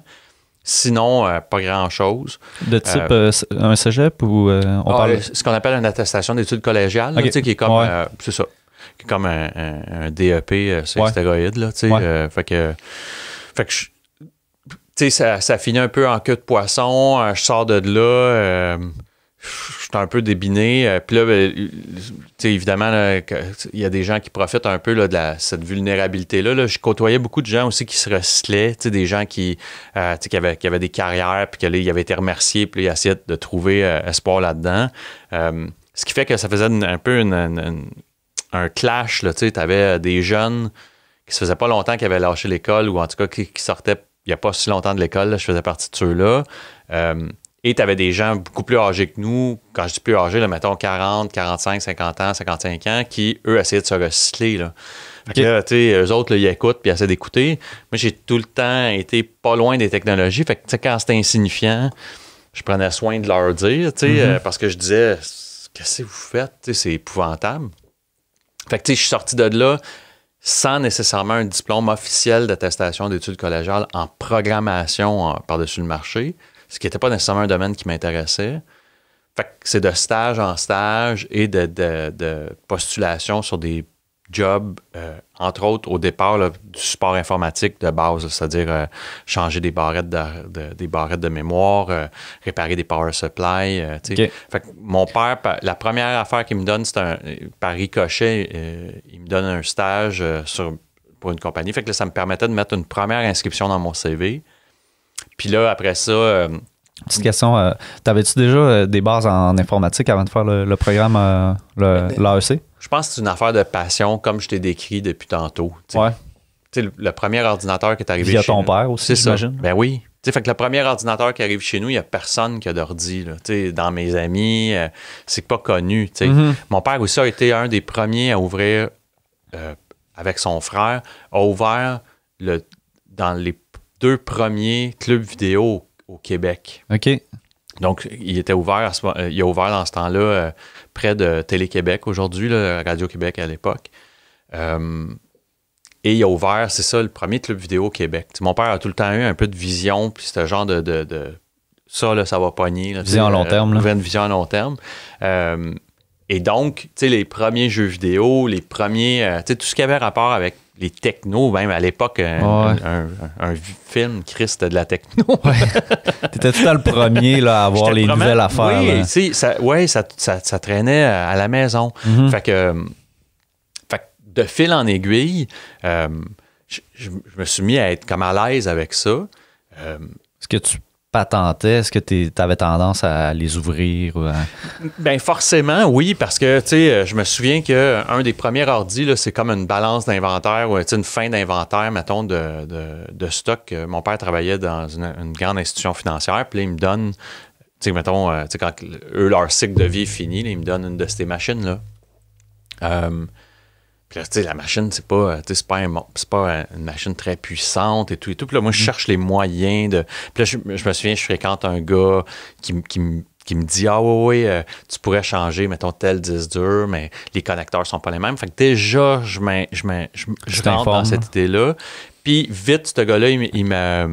Avant Internet, il y avait ce qu'on appelait, puis là, ça trahit mon âge, mais il y avait ce qu'on appelait les Built-in Board Systems, les BBS. Okay. Les BBS qui étaient des réseaux téléphoniques où est-ce que par modem, tu communiquais un pour un, sinon un pour plusieurs, mais il fallait que la personne qui était l'hébergeur ou le host de ça ait plusieurs modems chez eux. Donc, c'était plutôt rare que tu avais du 1 à plusieurs, surtout au Québec. Et au Québec, on avait une liste qui s'appelait la liste, je pense que c'était la liste juxtaposition, c'était un flash, mais cette liste-là était la liste de tous ceux qui avaient des built-in board systems et qui pouvaient accueillir les gens. Puis là, ben, en fait, c'était des forums, mais c'était très passif. L'ancêtre du forum. Oui, exactement, mais c'était les premiers forums définitivement. Donc, aucun graphique, il n'y avait rien. Là. Donc, tu avais la famille de ceux qui étaient comme les pirates informatiques, tu avais la famille de ceux qui faisaient du piratage de logiciels, puis tu avais ceux qui étaient plus génériques sur des thèmes variés, là, les sports ou autres et autres. Puis c'était hyper passif. Tu allais sur le forum, « Hey, salut, ça va bien? » Puis tout, hey, j'ai hâte de voir le Canadien gagner. Tu raccrochais. Puis là, ben, toi, de ton côté, tu branchais sur l'autre pour aller voir si quelqu'un t'avait répondu. Là, bon, ouais, ben, moi, j'étais dans l'époque de MIRC, oui. Qui était peut-être un petit peu après. Ben, c'est qu'Internet existe. Internet était accessible. Mais moi, c'est comme je te dis, là, c'est comme l'ancêtre de. Fait que j'étais déjà un peu là-dedans. Fait qu'évidemment, quand arrivé Internet, tu vois, Internet est arrivé, l'accessibilité ou l'accès à Internet est arrivé pendant le cours de programmeur. Okay. On avait quelqu'un qui était téléphoniste au support à clientèle dans ses premiers fournisseurs de services Internet-là. Et quand il fermait les comptes pour... Je pense pas que je trahis grand-chose, mais quand lui, il avait la responsabilité de fermer les comptes parce que les gens arrêtaient de payer, il laissait pas la portion facturation, il fermait la portion facturation, mais il laissait la portion accès ouverte. Fait qu'à toutes les semaines, il nous arrivait avec des listes immenses de login et password pour des accès Internet gratuits. Ah ouais. Fait que là, on avait comme accès à Internet sur nos ordis. OK. Vous pouviez vous connecter sur ces accès-là qui étaient inutilisés. Exactement. Là. Qui étaient comme semi-morts. Il n'y a personne qui se faisait rien facturer, mais on avait le login puis le password pour se brancher. Fait que là, on arrivait chez nous, tu essayais le premier, il marchait plus, tu essayais le deuxième, le moment donné, tu en trouvais un qui marchait, puis là, tu pouvais faire une semaine ou deux, puis là, ça arrêtait de marcher. Tu allais voir ton chum, t'as encore la liste, là, il t'imprimait une nouvelle liste, puis il te donnait ça. Fait que... Et ça, vite, évidemment, là, ça rouvre une porte incroyable, mais réparer les ordinateurs et tout ça, c'est vite quelque chose que... Puis en fait, je te dirais que c'était la porte d'entrée la plus simple à ce moment-là. C'est-à-dire que la première job que j'ai eue, c'était une compagnie qui faisait ça, là, qui avait des contrats de service pour de la maintenance informatique. Puis tu étais dans l'informatisation, j'allais dire privée, pas des grandes entreprises. Les grandes entreprises avaient déjà informatisé. Mon père avait été responsable de cette vague-là, justement, de sortir des comptables pour rentrer l'informatique. Fait que c'était 20, 30 ans avant, ça existait déjà. Mais moi, de mon côté, c'était l'informatique, je te dirais, bureautique, là, le poste de travail pour l'infirmière, par exemple. Là, mais moi, je vais avoir entendu pendant beaucoup de temps. On était bien avant avec un papier et un crayon, là, tu sais. Fait que, mais c'était les premières portes d'entrée, c'est bizarre, hein, mais tu sais, c'est les premières portes d'entrée de façon autodidacte, c'était probablement une des façons faciles, tu sais. Change une barrette de mémoire, change un power supply, tu sais, c'est des vis, puis, tu sais, il y a rien de très complexe. Quoique, au fil du temps, oui, là, tu fais de la réparation d'imprimantes et tout, mais c'était une belle façon de rebondir. Puis comme premier tremplin, c'était intéressant. Fait que de fil en aiguille, je suis devenu bon là-dedans. Là, tu passes de support niveau 1 à niveau 2. Puis là, ben, fait que ça... Mais il y avait... Il faut comprendre aussi qu'il y a la consommation à travers ça. Mm-hmm. Tu n'es pas nécessairement chaud ou gelé à l'ouvrage, mais ça existe, ça. C'est au-dessus de ta tête un peu. T'sais. Ce qui fait que... C'était plus le soir et les fins de semaine exactement, à cette époque-là? Ouais. Les soirées, oui. Puis vite, je me souviens, un des emplois, là, celui qui a précédé de me lancer en affaires pour faire du support informatique sur la route. L'idée, c'était de faire une espèce de Geek Squad avant que le Geek Squad existe. Puis, entre autres, ce que je réalisais, c'était que les personnes âgées puis les particuliers avaient presque pas d'aide comme ça n'existait pas. Fait que ça a bien marché, ça allait super bien. Mais juste avant, je travaillais pour une grande firme, là, qui était une firme apparentée à la famille Québécois, bon, qu'importe, là, qui font du développement web. Et là, ça devenait problématique même au sein du travail. Je suspecte que, ils ont supposément aboli mon poste à ce moment-là. OK. Mais je suspecte que ça se savait là, que j'étais tout le temps... je consommais beaucoup. Fait que j'avais des collègues avec qui je consommais, mais même avec... Ça, c'est une autre distinction que tu fais vite là, quand tu es un de ceux qui exagère, mais c'est que tu es celui qui consomme le plus dans la gang. T'sais. Fait que toi, tu prends pas un verre au dîner de bière, tu prends une pinte, puis sinon une deuxième pinte. Fait que là, quand tu prends du recul, tu constates ces choses-là, mais à ce moment-là, tu constates pas. Tu es comme, ah oui, mais c'est de même, là, on boit. Qui me disait ça. Tu te dis que tu fais comme les autres, mais tu le fais. Un gars qui est passé au micro, il dit, moi, un dîner, là, c'était 2 grosses, une petite, puis un club. T'sais. Moi, je pensais que c'était juste que tout le monde faisait ça. T'sais. Moi, une grosse, une petite pain club. C'est normal. C'est 2 quilles, une petite bière, pain club sandwich. Puis là, t'es là. Il dit, ouais, mais c'est ça. Tu penses que tout le monde fait ça. Fait que, puis là, tu vois, moi, je fumais beaucoup. Puis là, le cannabis, je parle. Puis là, ben, tu sais, là, ça se savait. Puis là, ça donnait comme. C'était comme une joke, mais pas vraiment une joke. Puis là, ben, tu sais, il s'agit que ça tombe dans les oreilles de la personne d'ARH, que là, tu sais, t'es faite, là. Tu sais, fait qu'évidemment, ils ont été fins avec moi parce que ça faisait un bout de temps que j'étais là, mais. Je me retrouvais un peu le cul à l'eau. Puis là, j'ai lancé mon entreprise. Puis là, ben, ça laissait libre cours à ma consommation. Là, je gérais mes horaires, je gérais mon temps. Ça a super bien été. Mais c'est ça, c'est très progressif. Puis de faire ça pour les particuliers, moi, c'est là que je pense aussi que j'ai pris la piqûre pour la vente, sinon surtout le contact humain. En support informatique, tu en fais beaucoup. Tu sais, je disais, parce que j'ai été chef d'équipe justement dans cette compagnie-là, puis je leur disais, tu sais, 80% de ta gestion, c'est la gestion de la personne qui est devant toi. Tu sais. Parce qu'au final, il reste moins de 20% que ça va être de changer, mettons, la souris. Ça va être correct. Là, tu sais. J'imagine qu'il y a beaucoup de vulgarisation aussi, faire comprendre aux gens, d'être capable d'utiliser les bons mots là, pour ceux qui ne connaissent rien Absolument. là-dedans. Puis tu vois, plusieurs années plus tard, tu sais, je suis dans un domaine qui peut être assez pointu, puis une des aptitudes que j'ai, c'est justement de vulgariser certains thèmes plus complexes. Tu sais, puis j'adore ça. Tu fais quoi exactement en ce moment? Là, je suis en vente pour un manufacturier qui est Dell. Okay. Et dans la famille Dell, c'est très large maintenant. Là, ils ont fusionné beaucoup d'entreprises. Et il faut comprendre qu'en 2019, puis depuis 3-4 ans, il y a l'avenue du cloud qui vient un peu bouleverser puis un peu ébranler tout le monde de l'informatique traditionnelle. C'est-à-dire que avant, les gens avaient un serveur avec du stockage. Bon, il y avait comme le format traditionnel de l'informatique qui était connu jusqu'à ce jour, si tu veux. Puis là, arrive comme cette nouvelle façon de faire qui est, tu n'as plus besoin de rien t'occuper. Ça, c'est ce que le cloud vend. C'est l'idée que tu n'as plus besoin de rien t'occuper. Nous, on va avoir les centres de données à l'extérieur. C'est peu qu'on perde tes données à un moment ou à un autre. Mais je n'irai pas jusque-là. Je te dirais que c'est un sujet qui est assez complexe. Puis justement, j'essaie de ne pas basculer là-dedans parce que la vérité, c'est que n'y a personne qui gère mieux un centre de données qu'une compagnie qui est une compagnie multimilliardaire qui a décidé de s'y investir. Mm-hmm.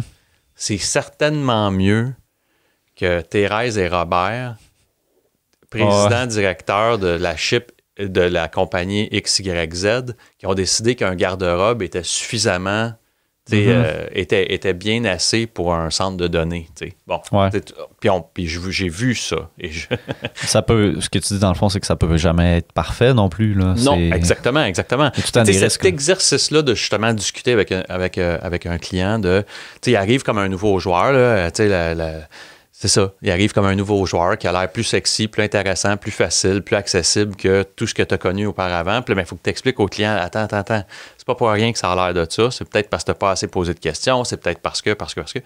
C'est une dynamique qui est intéressante avec...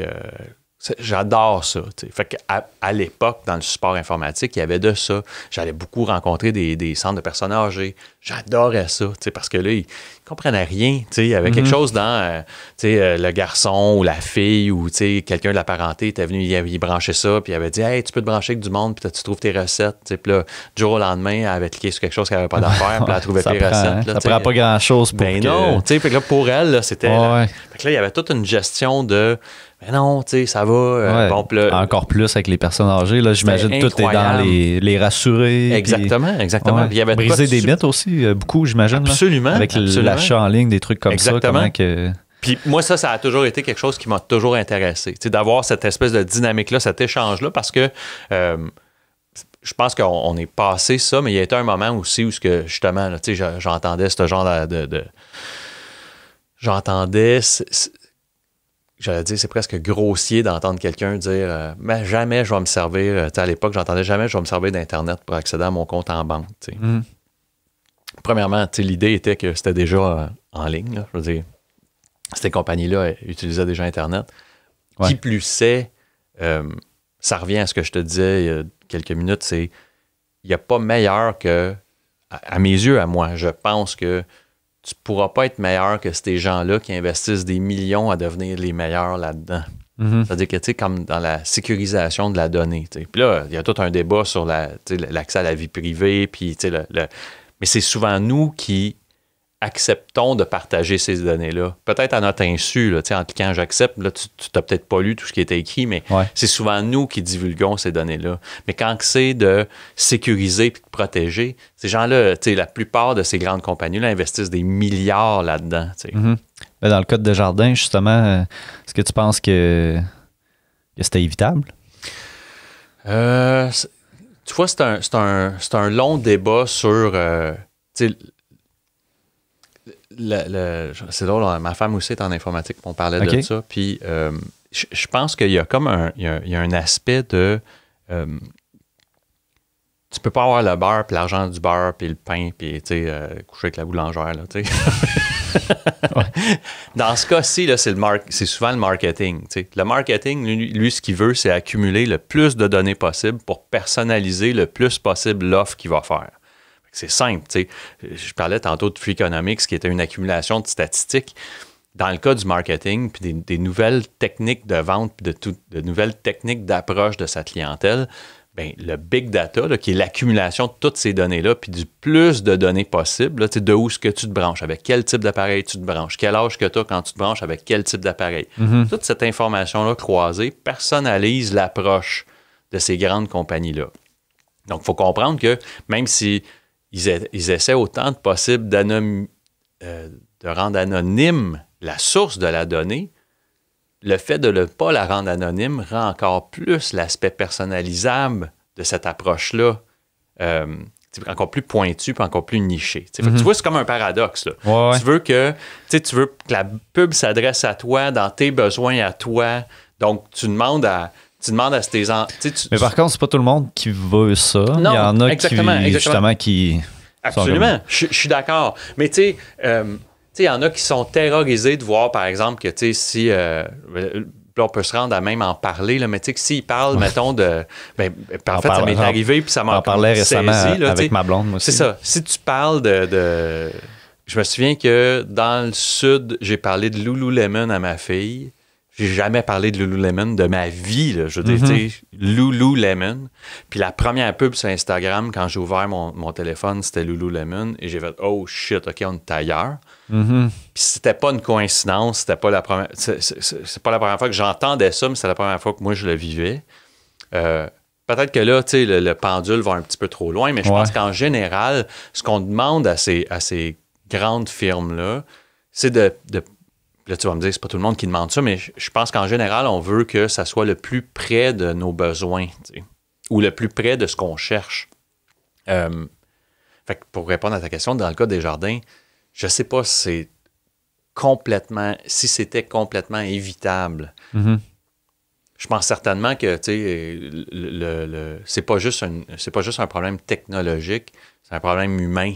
Dans ce cas-là, ouais, c'est l'embauche de quelqu'un mal intentionné. C'est un jeu d'escalade de mécanismes, d'accès à et de protection de. Puis, mais pour moi, c'est fascinant parce que tout ce monde-là plus j'accumule d'informations, plus je suis capable de te rendre service de façon personnalisée pour toi. Mais là, tu veux-tu de ça ou t'en veux pas de ça? Moi, je suis du genre à dire, puis ceux qui en veulent pas, mettons, c'est quoi les options? C'est ça. C'est-tu de tout... Puis avoir de cellulaire, pratiquement? C'est ça. Ben oui. Puis là, il faut être off the grid qu'ils appellent. Moi, pour moi, c'est... À un moment donné aussi, je pense que t'abdiques. Tu dis, même si j'y dis pas, il le sait. Ouais, tantôt, on parlait de Spartan un peu. Moi, cette semaine, c'est de ça que j'ai parlé avec ma blonde puis qui est apparu dans mon fil. Là. Mais ouais, je me posais la question, par exemple, tu sais, des fois, il était peut-être déjà là puis je l'avais pas remarqué, par exemple. Il y a tout le temps ça aussi. Là. Oui. Mais dans ton cas, c'était assez précis. Là, Lululemon, quand même, là, c'est jamais un mot qui était sorti de ma bouche. C'est ça. Fait que, puis je suis pas une clientèle cible à Lululemon, là, clairement. Je serais pas surpris de l'avoir dit 3-4 fois là, que tantôt on ouvre nos... Ouais. Peut-être même moi, là, je sais même pas c'est qui. Là. Mais tu sais, cette compagnie-là de pantalons de yoga qui est principalement une clientèle féminine. Ah, OK. C'est des pantalons. Ouais. Okay. C'est du linge de sport, mais qui est beaucoup une clientèle féminine. Tu sais, genre, c'est ça, des vêtements de yoga, puis des vêtements de ce genre de. C'est pas la clientèle cible. Du tout. C'est ça que je te dis, c'est que ça peut pas être une coïncidence. Ouais. Puis c'est drôle parce que c'est pas la première fois que je l'entendais, mais là, je le vivais, puis j'étais comme, voyons, c'est fou, là. Ça, peut-être que ça va un petit peu trop loin. Mais en même temps, j'aime bien ça dire à mon haut-parleur intelligent d'éteindre mes lumières de mon salon parce que j'écoute la TV. Puis j'aime bien ça. Faire jouer, de dire à mon haut-parleur intelligent je sais pas moi, de faire jouer de la musique d'Océan pour mon fils quand il se couche. J'adore ça, t'sais. Mais là, tu penses que ça vient avec les technologies? Je pense que c'est... Puis que si tu veux t'éloigner de ça, éloigne-toi des technologies, il n'y a pas vraiment d'autres. Je pense que tu es un peu foul-ball, tu sais. Ouais. En tout cas, ça, c'est l'impression que moi j'ai. OK. Hey, on a roulé quand même sans que j'utilise mes questions, puis ça, j'aime ça. On a parlé pas mal de tout. On a parlé autant de ta job, de tes dépendances. Par rapport aux dépendances... y a-tu de quoi que tu regrettes particulièrement de cette époque-là ou de ta façon d'agir? Tu sais, quand je disais que tu sous-estimes les dommages collatéraux que ça a causé, je suis pas la bonne personne pour te dire aujourd'hui, tu sais, le mal que ça a pu faire à mon ex-conjointe ou mes enfants. T'sais. Je sais pas à quel point. T'sais. Eux peuvent dire que ça a été... catastrophique pour eux, tu comprends? Ils peuvent te dire... Ils n'en ont pas nécessairement parlé, ils ont pas... Oui. Un petit peu, mais tu sais pas à quel point nécessairement. La rupture n'est pas nécessairement une coïncidence après ça, tu comprends? C'était une question que j'avais justement. C'est ça, tu sais, puis je pense aussi que au-delà de ça, tu sais, je pense que ça faisait plus de 10 ans que j'étais avec elle, dans cette dysfonction-là de un gars qui consomme, tu sais, bon, mais quand tu arrêtes de consommer, là, tu casses quelque chose qui était dysfonctionnel peut-être, mais qui trouvait le moyen qui était dans la dynamique quand même de la relation. C'est ça. Fait que là, quand tu brises ça, pour le meilleur ou pour le pire, les repères sont plus les mêmes. Il y a des affaires qui fonctionnent plus. Il y a des... Fait que ça, c'est pas autant un regret qu'un constat. Du côté après ça des enfants, mais tu sais... Mais toi, tu as vécu les deux. Donc, oui. Quand tu as élevé tes premiers... Oui. Tu as 2 enfants qui ont Là, qui ont pas 22 loin de l'âge adulte, et 18. Là. Ouais, c'est ça. Puis là, t'en as un qui a 4 ans, c'est Absolument. ça? Fait que t'as vécu les deux en dépendance et là, de façon sub. Oui. Exact. Donc, c'est quoi les grosses différences? Tu vois, dans le cas des plus vieux, j'étais très jeune quand je les ai eus aussi. Okay. Fait que, tu sais, mon garçon, je l'ai eu, j'avais 23 ans. Tu sais, c'est quand même assez jeune. À notre époque, ouais, là, quand même. C'est ça. Tu sais, fait que là, tu mets de côté certaines fêtes ou certaines... Les rapprochements sociaux traditionnels d'un gars de 20 quelques années. Pour ce qui est de la consommation, comme je te dis encore, tu sais, tu penses que tu t'es caché autant que tu as pu. Tu penses que tu as épargné ton garçon de... Tu penses que tu as tout fait ça.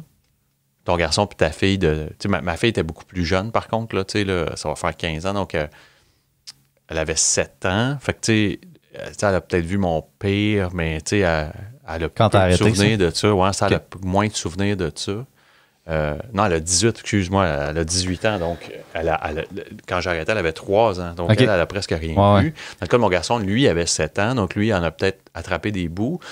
Encore là, tu sais, c'est pas moi qui peut juger ou évaluer de ça. Par contre, comme je te dis, tu es convaincu que ça paraît pas ou que tu as fait ce qu'il fallait pour pas que ça paraisse. Puis alors que tu es obligé de constater que à parler avec des gens, on n'est pas super bon là-dedans.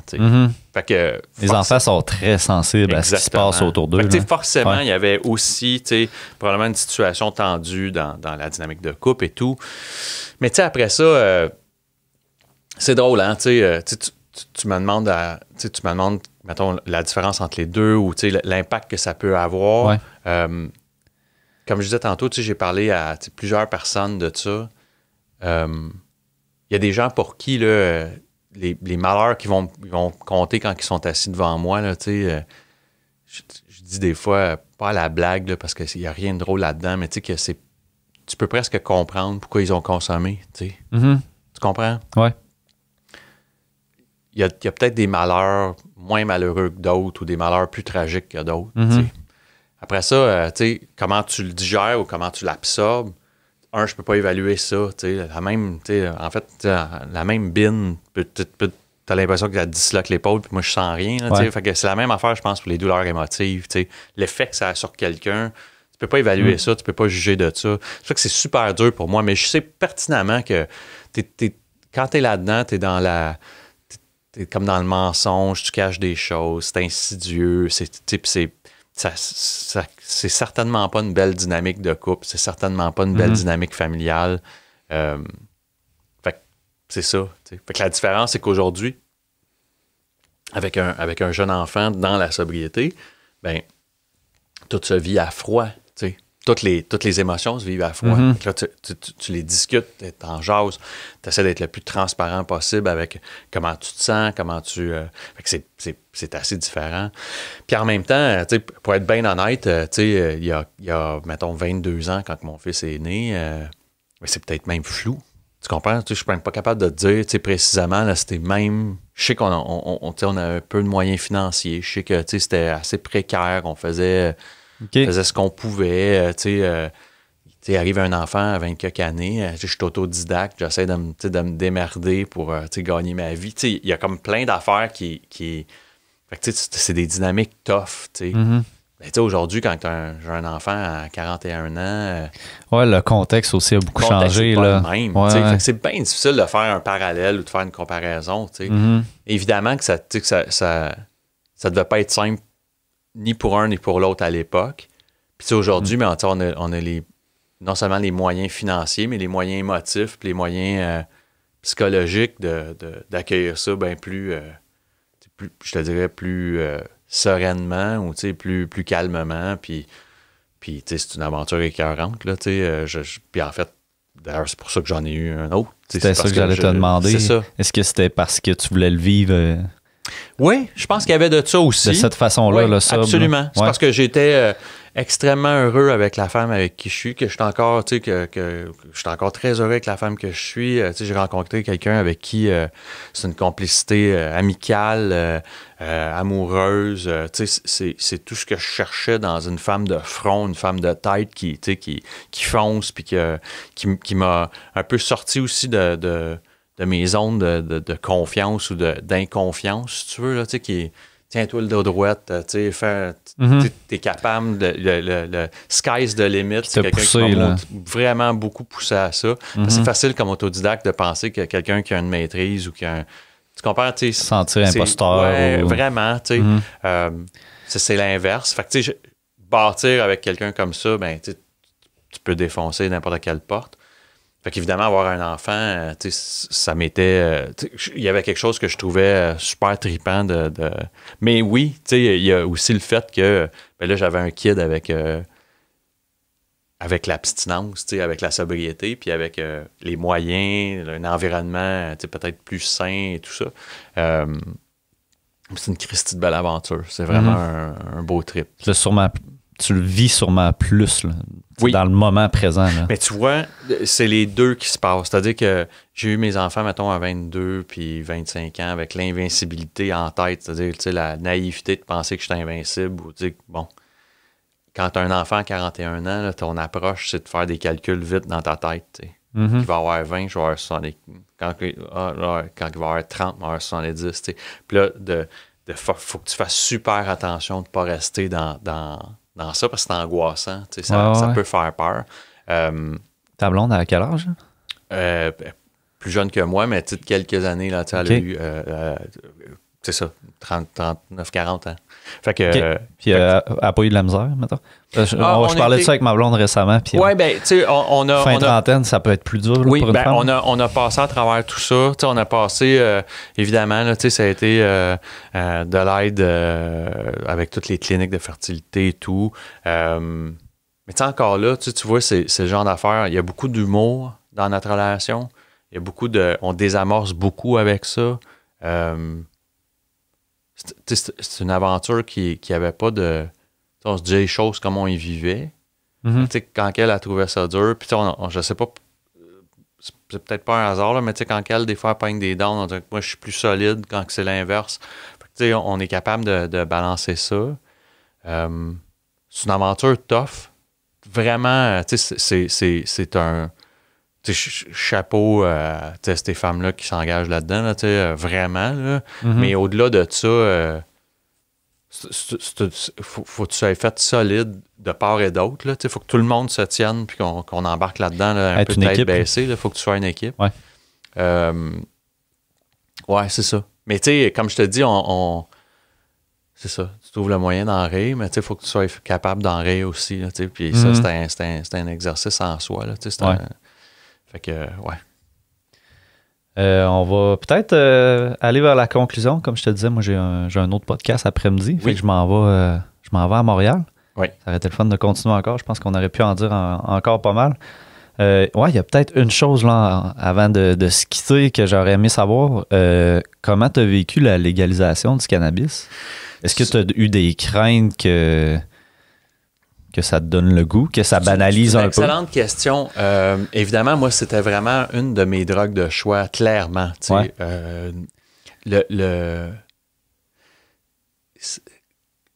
Pas dans le goût d'en prendre. Je te dirais que, pour moi, là, que ce soit légal ou pas, ça n'encourage pas nécessairement un toxicomane à plus consommer ou moins consommer. S'il y a une chose que je réalise, c'est qu'on est des êtres extrêmement débrouillards. Fait que ce soit légal ou pas légal, il y en avait partout. Là. Aucun problème. Ouais. D'ailleurs, je pense que c'est drôle parce que je pense qu'il y a même un radar pour ça. Là. Il y en a qui parlent de cœur géographique. Là. Les gens qui disent je vais me pousser là, comme ça, ben je déménage de ville, comme ça je vais être correct, là, je ne serai pas capable de consommer. Puis je pense que en moyenne, là, c'est 24-48 heures que tu as déjà identifié le dealer puis tu sais où trouver de la dope. Là. C'est comme un radar, on est bon, là, puis très débrouillard. Ce qui fait que la légalisation, pour moi, ne change pas ça. Par contre, moi, ce que je déplore, c'est que les revenus de ça devraient servir pas autant à la prévention, mais qu'à l'accompagnement des gens qui réalisent que... À l'époque, moi, quand je rentrais en thérapie, il y avait comme un petit truc que les gens disaient à la maison de thérapie, c'était, tu avais juste à dire que tu étais un joueur. Puis que si tu étais un joueur, ben, tu pouvais avoir ta thérapie gratuite à la maison Jean-Lapointe. Puis je sais pas si c'était vrai, là, je fais juste dire que on me disait que l'Auto-Québec finançait la thérapie des gens qui avaient des problèmes de jeux compulsifs. T'sais. Que ça soit vrai ou pas, j'aimerais que ça le soit, puis que ça soit... que ça soit établi, ça, que les fonds ou les revenus, une portion des revenus de la SQDC servent à aider les gens qui constatent qu'ils ont des problèmes de consommation. Fait que ça, c'est le bout qui me déçoit. En ce moment, il n'y a aucun revenu qui va là-dedans? On n'entend pas grand-chose. On ne sait pas trop, dans le fond. C'est ça, on ne sait pas. Puis il y a comme une espèce de malaise. D'ailleurs, quand je parlais tantôt du centre de réduction des méfaits, ben, les seuls centres qui sont couverts par la RAMQ sont des centres de réduction de méfaits. Donc, pour moi, il y a comme pas une fin de la compréhension de ce que peut être vraiment la toxicomanie, puis l'alcoolisme, puis la... Il y a une mauvaise compréhension, là. Ben, en tout cas, il y a un chaînon manquant pour moi, clairement. Ouais. C'est-à-dire que oui, la réduction de méfaits peut peut-être faire partie de l'équation puis de la solution pour certains, mais c'est clair que pour moi, l'abstinence complète, c'est mon élément, mon morceau de puzzle à moi. Là, on passe à côté de plein de personnes qui ont besoin d'aide d'une autre façon. Je suis convaincu de ça, exactement. Fait que la légalisation aurait dû être une porte d'accès à, justement, oui, puis en même temps, il y a... Puis là aller all-in là-dedans, tu sais. Puis je trouve qu'on n'est pas bon, tu sais, dans le sens que, tu sais, la légalisation du cannabis a comme ouvre pas la porte à bien expliquer ce que les bienfaits des études, par exemple, sur le CBD. T'sais. On est encore dans la peur, on dirait. Vraiment, tu sais. Puis là, ben, tu sais, ça sent... Il y a le 21 ans et plus qui s'en vient en plus, là, fait que là, tu marches Sainte-Catherine, ça sent le pot de partout. Tu sais pas, tu sais, c'est pas écrit qu'il vient d'une place ou d'un autre, là. Tu sais, je veux dire, ça sent beaucoup. Fait que, tu sais, ça me laisse plutôt indifférent parce que il y a quelque chose que je m'habitue pas. Là. Il y avait de quoi de cacher puis d'un peu l'excitation de pas... fait que il y a comme quelque chose qui me... Comme je te dis, c'est pas indifférent autant que comme... je trouve ça weird. Mais au-delà de ça, je trouve que, entre autres comme ça, là, la décriminalisation de cette plante-là devrait justement ouvrir la porte au combustible. Les textiles... parce que ça peut être un très beau remplaçant à certains combustibles fossiles. Puis comme tu disais, le CBD. Que tu allais dire, là, le CBD, l'utilisation pour traiter... Les universitaires ont des conclusions incroyables en ce moment. Fait que tu sais, pour moi, la décriminalisation de la plante, ça ouvrait la porte à ça. Les textiles, la fibre de cette plante-là peut être utilisée à plein de fins. Les combustibles de ça peuvent être vraiment utilisés à beaucoup de fins. Pour des peanuts, là, ça coûte une fraction du prix. C'est d'ailleurs ce qui avait causé la prohibition de la plante. Puis les gens se méprennent à penser que c'était l'effet psychotrope de la plante. C'était le fait que Popular Mécanique avait montré que une machine de récolte pouvait damer le pion à la culture de coton et à la culture des fibres synthétiques. OK. Puis, tu sais, ça s'appelait, le magazine avait, le nom de l'article était, je pense, Billion Dollar Crop, qui expliquait qu'il avait trouvé une nouvelle machine pour récolter le chanvre qui détruirait le marché du coton, entre autres, parce qu'il était très coûteux en produits chimiques et en outils de récolte. Et de l'arrivée des compagnies de textiles synthétiques, là, comme le nylon, le polyester et autres. Et ça serait DuPont qui serait derrière, donc ceux qui développaient beaucoup de produits chimiques pour la fibre synthétique, qui serait derrière cette campagne de peur-là, puis de propagande pour justement rendre la plante illégale. Fait qu'il faut pas penser que c'est le marché des fumeux de potes...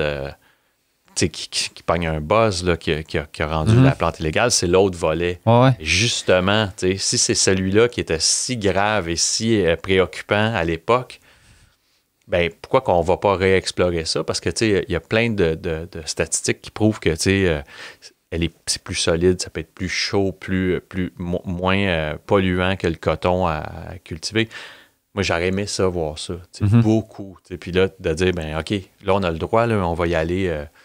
qui me parlent qu'ils vont sortir une bière aux potes au mois de janvier. Là, je trouve ça je trouve ça un peu ridicule. Campagne de relations publiques un plus peu bizarre, c'est ça. Fait que la légalisation du cannabis, à la limite, si c'était bien fait, j'aimerais presque voir toutes les drogues légalisées à la limite. Mm-hmm. Mais parce que je vois comment est-ce que c'est géré là, non, arrêtez ça. Fait que quand ils mettent après ça d'autres balises comme le 21 ans, comme d'empêcher d'avoir les gummy bears, c'est comme n'importe quoi. Là, si tu sais pas marcher avec tes ciseaux, je te dirais pas de courir. Là, tu comprends dans le sens que... On envoie vraiment un message contradictoire là, en ce moment. Là, en fait, très là, weird. Fait que là, mais je te laisserai pas faire...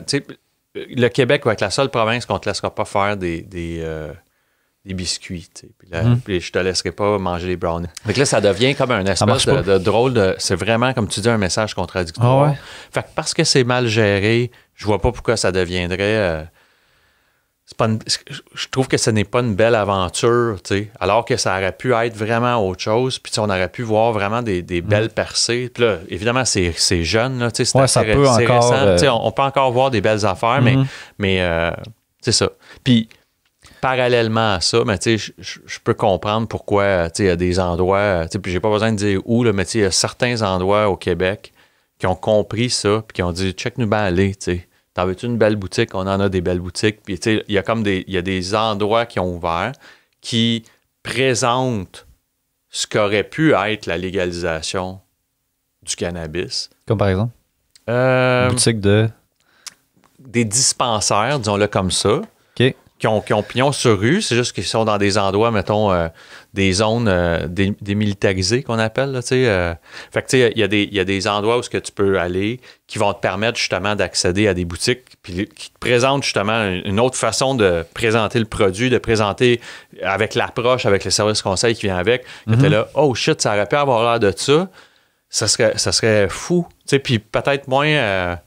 c'est ça. On dirait que ça reste illégal, même si c'est légal. Ouais. Tu rentres à SQDC, t'es comme mal à l'aise quasiment. Il y a quelque chose... t'es comme...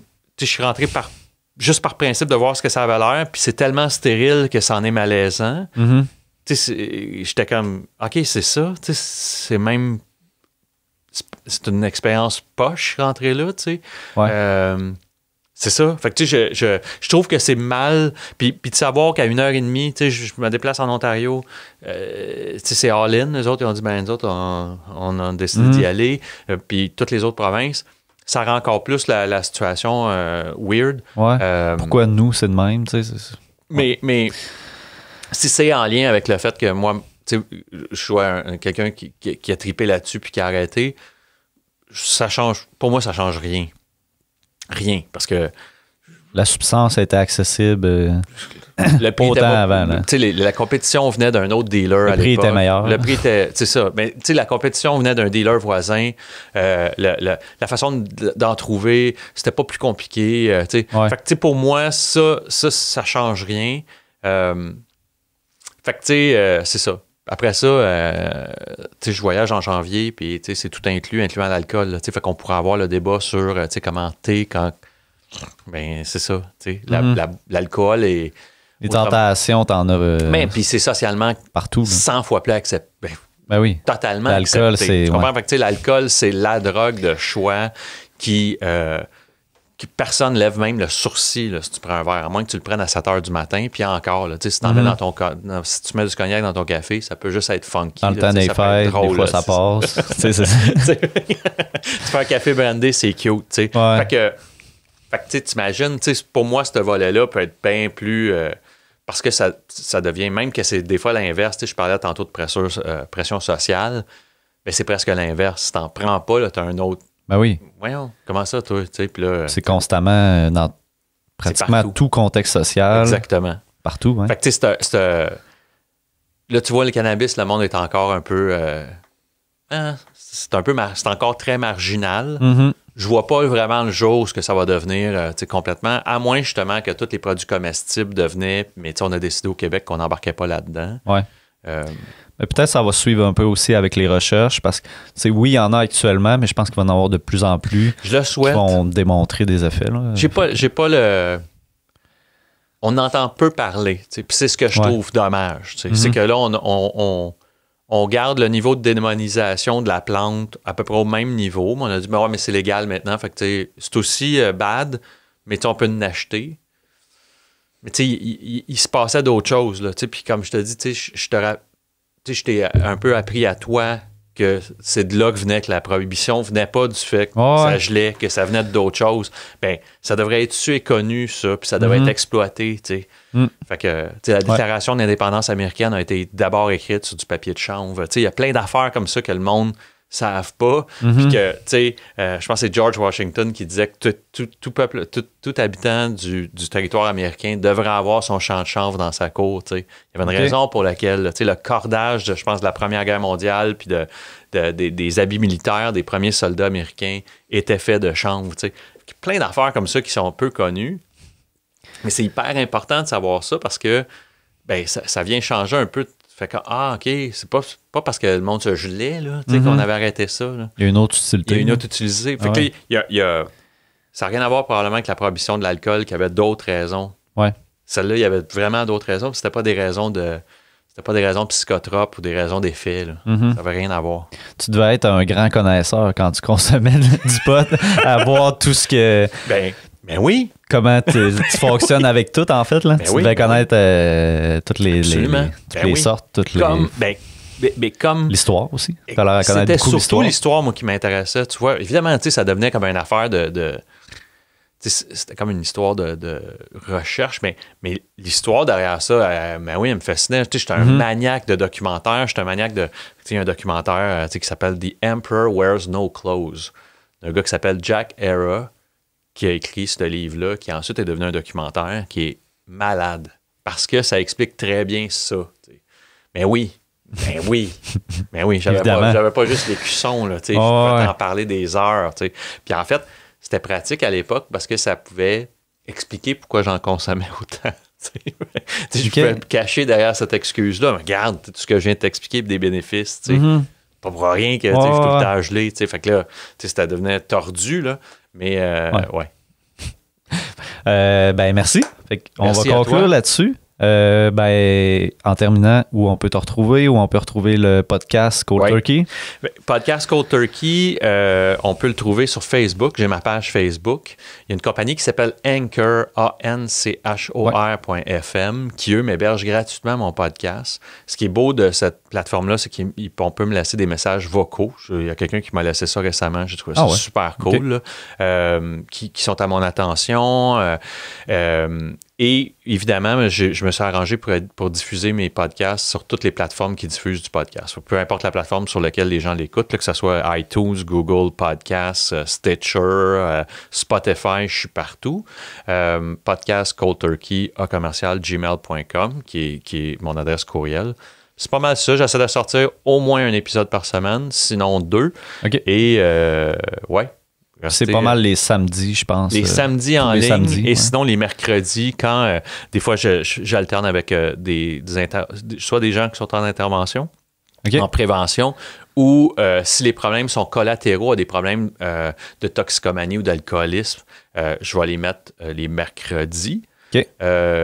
Mais ça s'est rendu de plus en plus mêlé. Là, je te dirais que mes podcasts anglophones aussi, j'essaie de les synchroniser le mercredi. Puis là, on peut retrouver des gens qui étaient eux-mêmes toxicomanes alcooliques. Fait que là, je te dirais que j'en mets le mercredi et le samedi simplement parce qu'en ce moment, je suis super chanceux. Là. J'ai beaucoup de gens qui acceptent de venir participer. Là. Puis comme tu disais tantôt, tu as une bonne liste là, au niveau anglophone en plus. Bien, exactement. Fait que, on vous invite à aller voir ça. Oui. Puis c'est ça, si vous voulez en apprendre plus vraiment sur les différents parcours qui peuvent mener à une dépendance et qui peuvent mener à s'en sortir aussi, évidemment. Fait que allez voir ça. Merci à toi. Merci, vraiment apprécié.